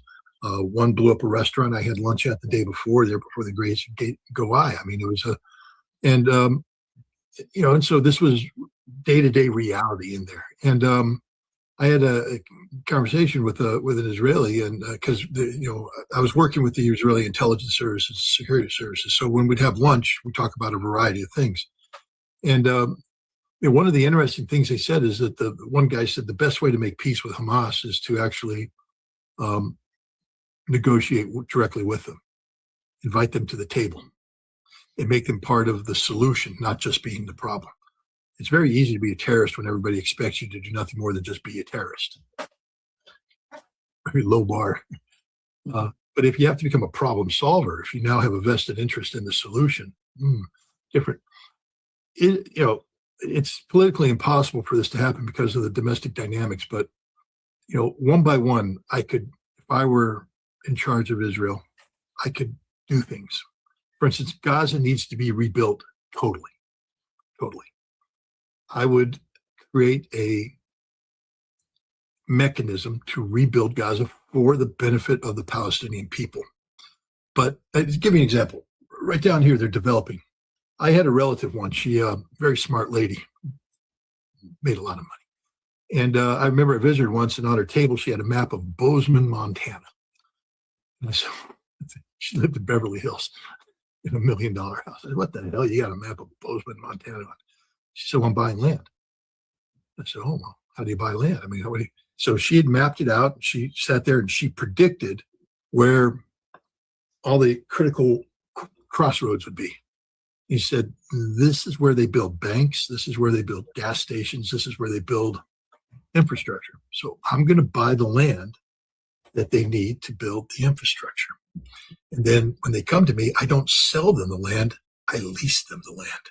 So I keep a continuous fleet. I keep control over the situation. So if they ever piss me off, I can sell the land and their bank is gone. It has to go. And I went, well, that's sort of evil genius. And it was. I would do the same thing with Gaza. I wouldn't say it out front, but I would rebuild Gaza, but I'd buy every piece of property on the important cornerstones, and I would own Gaza that way. And I'd make sure the Gaza people prospered, but they also understood at the end of the day who controlled what. Or maybe if they don't understand, for instance, right now it's the same thing, development taking place down here. I don't know who owns the crossroads, but I do know that that's going to become very essential for the local economic development of this area. So whoever owns it, it sort of has more control than an elected official in many ways. That's how. So I could solve the Gaza problem without any military force and actually rebuilding and making it look good. But at the end of the day, I have direct control over what happens in Gaza. I could do the same thing in Lebanon. I could withdraw completely from Lebanon. First thing I do, therefore, though, is rebuild Beirut. And I'm not going to let the Saudis come in. I'm going to use my cutouts, and I'm going to own Beirut. I'm going to buy there, tear down the buildings, buy the important crossroads, build the infrastructure, therefore politically empower certain people. Rather than seeking the isolation of Hezbollah, I would seek the co-option of Hezbollah. I would tell Hezbollah, I want to work with you. I want you to be part of the future of Lebanon. I want to redirect Hezbollah's activities from fighting me to building Lebanon. But they're building a Lebanon that I control because I control the crossroads. And you see, I can do this game all day long. I can do the same thing with Iran. I'd be building economic reach into Iran. That's how Israel wins this war. But the Israelis can't think that way. They don't understand that because they have to dominate. They don't have the patience, strategic patience. They become such a warlike society and a racist society. But Israel, there's so much vulnerability in Iran right now. There's so much vulnerability because it's been subjected to sanctions for so long, aging infrastructure, a lot of damage has been done. There's the necessity of reconstruction has to be something that it will define. You saw how powerful Rafsanjani became after the end of the Iran-Iraq war. How did Rafsanjani become so? Because he got involved in the reconstruction of Iran, and he empowered the Revolutionary Guard to get involved in that too. And the Revolutionary Guard went from being a bunch of 20-year-old fanatics who, did their bonsai charges at the Iraqis to being businessmen. The Revolutionary Guard today is a far more sophisticated entity today because they were involved in the economic rehabilitation and reconstruction of Iran. There's a lot of political potential in reconstruction. And if I were the Israelis, I would stop bombing stuff and begin talking about how I can own the crossroads and think long-term and make things happen. That's what I would do. That's the only way Israel's out of this. Israel thinks they're going to get out of this by bombing. It'll be the end of Israel. Whoa. What's that? I just built a budgeting app in Base 44. Guys, Nina just built. What do we know about the Iron Dome batteries? Who's producing these batteries? Because Hezbollah is hitting them right and left, not only in southern part of Lebanon.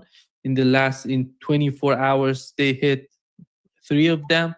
Today, we've learned that 2 of them were hit in the northern part of Israel. And I don't know how sustainable is that for Israel with this sort of new attitude of Hezbollah attacking using FPV drones to attack Iron Dome batteries. Well, it's not just Iron Dome batteries. They're attacking the depth, the logistical depth of the Israeli presence. Israel has never had to deal with Hezbollah having the kind of potential to dominate the operational depth of the battlefield. Hezbollah's always done a very good job at the point of contact. And Hezbollah has shown in the past the ability to send Katyushka rockets in to upset the political economic balance of northern Israel. But the Israelis always sort of had free hand to maneuver and to concentrate troops and to build logistics and all this.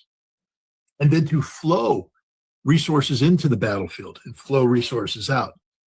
Well, now at the tip of the spear, Israel's getting the snot handed to them. I mean, they're just, the Hezbollah is just beating them raw, straight up fight. I'm not saying Hezbollah's not suffering casualties. Of course they are. This is war. But and Israel has a lot of technological advantages. But the Israeli soldiers aren't that good. They're not that brave. They don't want to die. I'm not saying anybody wants to die, but if you go into combat believing that your life is valuable, you're going to die sooner. If you go into combat believing that you are an expendable resource and therefore you will be professional in the use of this resource to ensure that you get the maximum benefit out of it, but understanding that war is designed to kill and there's a likely probability of you dying, you might live. because now you're doing all the right things. You're not hesitating at the moment because you think you're going to live, because you think your life's valuable. You do what the training tells you. And I think Hezbollah operates that way. I'm not saying the Hezbollah people don't get scared. I'm not saying there isn't, but I'm saying overall, Hezbollah is a much more professional, efficient fighting machine than the Israelis are, because Hezbollah people understand and are prepared for the potential of death. And the Israelis don't want to die. They avoid death. Therefore, they make mistakes. They're hesitant, and they die. Hezbollah is exploiting this on the battlefield and now throughout the depth of Israel. They're going 20, 30 kilometers in with these FPV drones, and it's just absolutely devastating for Israel. Israel doesn't have an answer to this problem. But is that going to force Netanyahu to change its policy, or you see the same sort of attitude?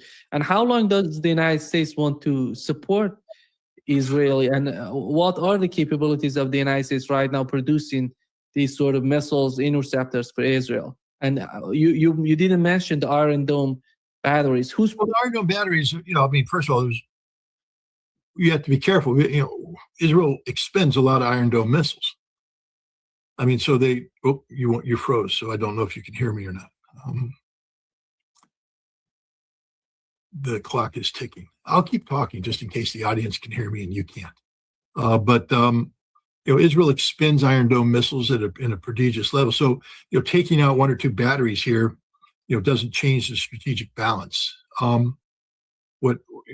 But it is a problem, because every battery you take out, that's an area that's supposed to be defended. It's no longer being defended, and now other weapons and other resources can be brought in. Could you hear me the whole time, or was I just babbling into thin air? Yeah, I can hear you right now. Okay, because I got two of you on screen. I got Nima. Oh, there. Now I only got one of you. Okay. Well, I don't know if your audience heard me, but I don't want to repeat. Look, the Iron Dome. No, it's a thing, just like anything else. But the Israelis produce a lot of Iron Dome, and we produce. I mean, we build it for them. We build the missiles. We build everything. Are you alive, or are you there? Move, so I know you're alive. Yeah, okay. Yeah, we're alive. Go ahead. It looks like you froze. I was like, oh no, he did it again. No. But no, this is a problem. When you take out Iron Dome, I'm not so worried about the impact that has on production. What it represents, though, is that Hezbollah can now dictate, operational realities into the depth. The Iron Dome is supposed to protect. You don't just put Iron Dome haphazardly. One of the things the Israelis taught me, I mean, it was actually brilliant. We were trying to look for installations of value in Iraq. And Iraq's a big country. So what the Israelis did is they sat there and they plotted every air defense installation in Iraq, plotted it out, and then you have, you have the Rolands and other things that are only used to protect high value things. So you look where the Rolands are, you assess it based upon the threat dynamic that's coming in. You start drawing arrows where the air defense is laid out to defend against a threat coming here, and you get the intersection of the threat arrows, and you go, there's something valuable right here. And then you start looking around and going, look at that. Look at what's going on. Over time, they built a new road here. They brought in power here. There's something happening in this spot. Okay, now we're on to something. So when Israel puts Iron Dome down or something, they're protecting something. Because the Israelis, when we projected onto Iraq, doing this, what I thought was brilliant, air defense pattern analysis, the Israelis are projecting on it because they understand that they deploy air defense in a similar fashion. This is a big hint to the Iranians right now. If you want to know where something value is in Israel, plot out all the air defense and do what I just told you, because that's how the Israelis think. Things of value. But that's, I'm going to get in trouble for saying that. I'm not here giving advice to the Iranians. Anybody who's fighting a war, do air defense. You Ukrainians, you can do that against the Russians. And you Russians, you can do that against the Ukrainians. I'm an equal opportunity air defense pattern analysis guy. But the point is, when Hezbollah blow these things up, they're blowing up something that's there to protect something. So now you've created vulnerability at something. And I believe Hezbollah has done this kind of analysis. They know what that's trying to protect. And by destroying these, they're creating vulnerability windows that can be exploited, so even higher value targets can be struck. Scott, how do you compare Donald Trump's visit to China to what we've seen with Vladimir Putin and his visit of China? And where are we headed with the war in Ukraine? Because it seems that something is escalating between Russia and Europeans. I don't know how devastating that could be. Do you think that Donald Trump was talking about it during his visit of China, or he did? Because it was all about Iran, as I remember. He didn't mention anything about Ukraine, but it seems that Ukraine is getting serious as time goes by. Well, first of all, your audience has to take every word I'm about to say with a grain of salt, because I said that Xi Jinping would meet Vladimir Putin at the airport, and I was wrong. The foreign minister met him. Now, the foreign minister is a member of the Politburo, and the vice president who met Donald Trump isn't a member of the Politburo. So there was an upgrade, but my sinology skills are off a little bit, So it is what it is. But look, these are two totally different meetings. The outcomes are totally different. China was seeking to manage the United States, and the United States was seeking to manage China. So there are two sides trying to manage each other. One side managed better than the other, China. But these weren't meetings of friends. Vladimir Putin and Xi Jinping are friends. This is a meeting of friendly leaders in nations who are not just in a friendly relationship, but a strategic relationship of extraordinary depth and longevity. This isn't a short-term alliance of convenience. This is a long-term strategic association of necessity, of survival. And that's what happened. This is game-changing, and it creates a solid foundation for what's next. One of the important things about the Trump-China meeting is that Trump was put on notice about the existential value attached to Taiwan by the Chinese. They actually said conflict, that we will have a direct conflict with you if you interfere with this. That statement now is directly applied because the Chinese have likened Russia's interest in Ukraine to Chinese interest in Taiwan. So even though Xi Jinping doesn't come out and straight up say we support what Russia's doing in Ukraine, the indirect relationship is clear that they do. And now what they've done is they've created strategic depth, energy associations, economic relationships that will survive any potential escalation. And I believe there will be an escalation. I think war between Russia and at least one Baltic state is inevitable as a war of warning. I think it's Latvia will be taken off the map. Russia's already identified numerous military and leadership targets that will be taken out. They'll be taken out decisively. And I think Ukraine is going to be eliminated from the playing board as a viable political entity. I think that Kiev will be annihilated by a mass Oreshnik attack, destroying the decision-making centers of the Ukrainian government. If they relocate to Lvov, Lvov will be taken out. Russia's done playing games. It's over. They pushed Russia too far, and they got Russia into a zone that if it continues, Russia suffers existential consequences. Russia's not playing that game. And so Russia's now going to win and win decisively. I think the United States is aware of this, and that the United States isn't going to do anything in response to a reasonable Russian reaction. A reasonable Russian reaction would be the physical destruction of Kiev and a very meaningful, sharp, decisive attack on a Baltic state as an example. But the danger is if Europe doesn't take the lesson and seeks to continue, the next strike will be against decision-making centers outside of the Baltics into Europe proper.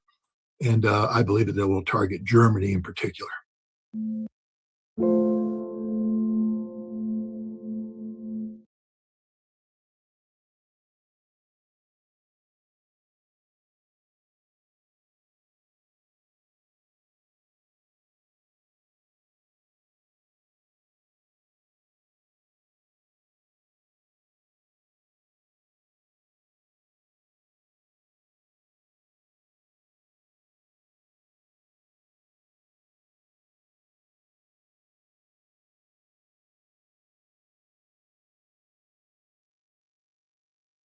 We can now call it for what it is. Trump and Xi Jinping basically rewrote the U.S.-Chinese relationship last week, and the rest of the world is pretty darn stunned by it, shocked by it, and we're still kind of unpacking what all of this means, but Trump just said it. He said this was the G2 summit, and this has massive immediate ramifications for all of us. So this is a developing story that I didn't think I'd be bringing you so close to the midterm elections. I thought they were going to delay this meeting until after the midterms, but U.S. foreign policy might never be the same. So President Trump described pending arms sales to Taiwan as a, quote, very good negotiating chip, basically saying that he has reservations about another $14 billion weapons package to Taiwan.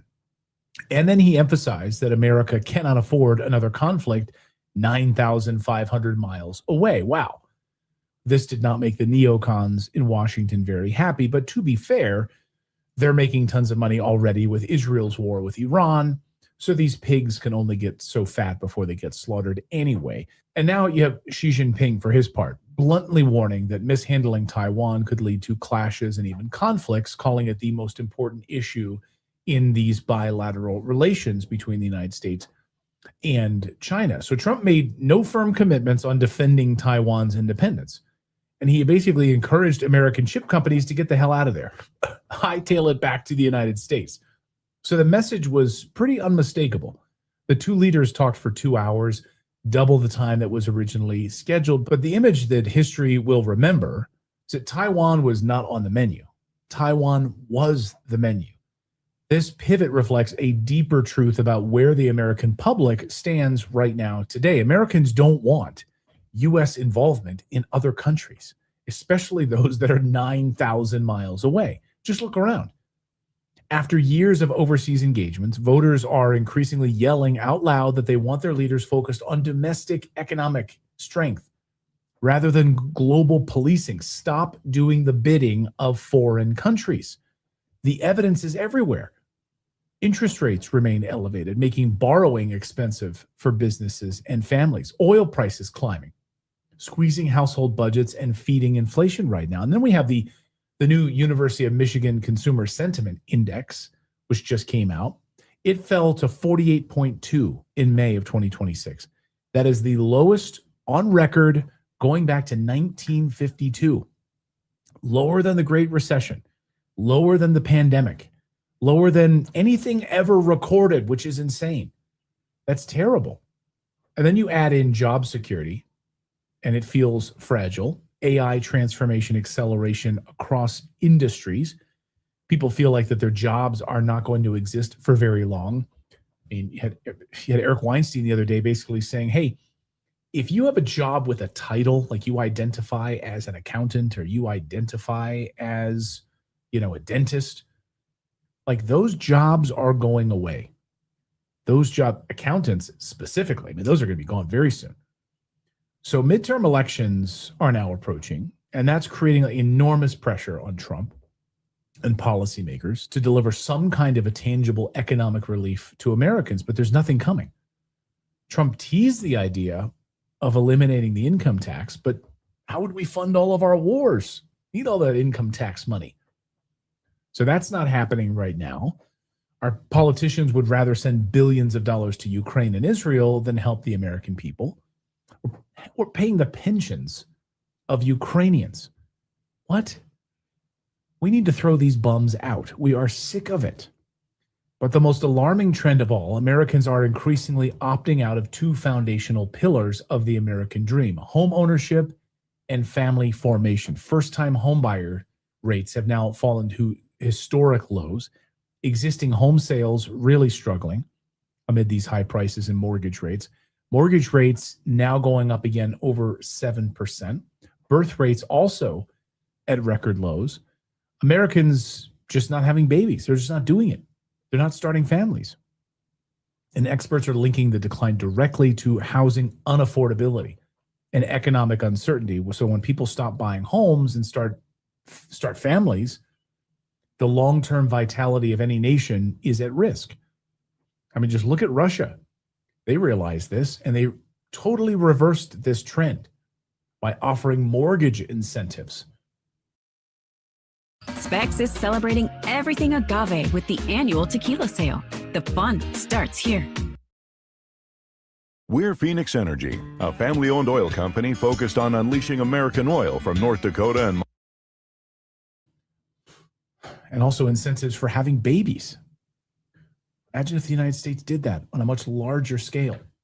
The average age right now of first-time home buyers in the United States has climbed to 38 years old. That's up from 29 years old back in 1981. And think about it, in 1981, interest rates were like, what, 16%? It's crazy. And we all feel it. And Ray Dalio just said it. It's stagflation. So this moment represents a genuine fork in the road for America. You cannot be the world's policeman when your own citizens can't afford rent on an apartment.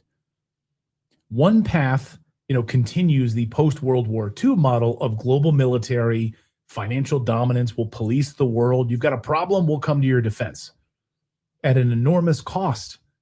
That era is effectively over if we allow it to finally die. The other path right now prioritizes rebuilding domestic strength, energy independence, manufacturing resurgence, fiscal discipline. History shows that when nations actually turn inward to fix their economies during periods of high debt, geopolitical tension, currency pressure, that certain assets tend to perform exceptionally well. And it seems to me right now that this is maybe the start of a major shift, what President Trump and Xi Jinping just laid out. A look more internally inside the United States.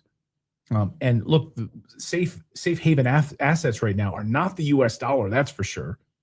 The U.S. dollar is in real trouble. Meanwhile, you have central banks worldwide are buying gold at a record pace, dumping U.S. dollars. Trump knows that. And they're now making purchases on track to exceed 1,000 tons annually for multiple years running. China is like the biggest offender of that, buying up as much gold as they can. Even gold mining companies are sitting on record cash reserves, we learned this week, positioning themselves for what many analysts see as a multi-year bull market in precious metals. In fact, I just saw this and I had to share it with you. Mining companies are now cash machines, better than technology companies. Look at this graph. So commodities and resource companies are quietly becoming one of the most compelling ways to participate in all of this rebalancing. So the Trump-Xi Jinping summit didn't just reset U.S.-China relations, it highlighted a broader global reordering. If America is truly going to focus on rebuilding here at home, the smart money is increasingly looking towards hard assets and the companies that actually produce them in order to build them. Like, where are we going to get all of the materials to start building a massive rail infrastructure? Look at Russia. They're about to unfold a 500-mile-per-hour speed train. Bullet train from St. Petersburg to Moscow, 500 miles an hour. What are we doing? I always say that in uncertain times, those who own real resources, like the stuff that could build those rail infrastructure, often fare the best. So when empires retract and collapse, currencies weaken. Just look at every empire that has collapsed. Study them. Read Jared Diamond's book called Collapse. When currencies weaken, something else strengthens. And now, for the first time in history, the total market value of gold reserves held by global central banks has exceeded their holdings of total U.S. Treasury bonds. That is huge. That means that the era of treasuries as the king of risk-free assets may be over. I mean, gold gained over 70% in 2025, its best annual performance since 1979. Central banks collectively purchased over 1,000 tons of gold in 2025. The second highest annual total in history. That is insane. So therefore, I want to share with you a brand new company whose ownership alignment is worth noting, with approximately 30% held by... Cool. Follow me.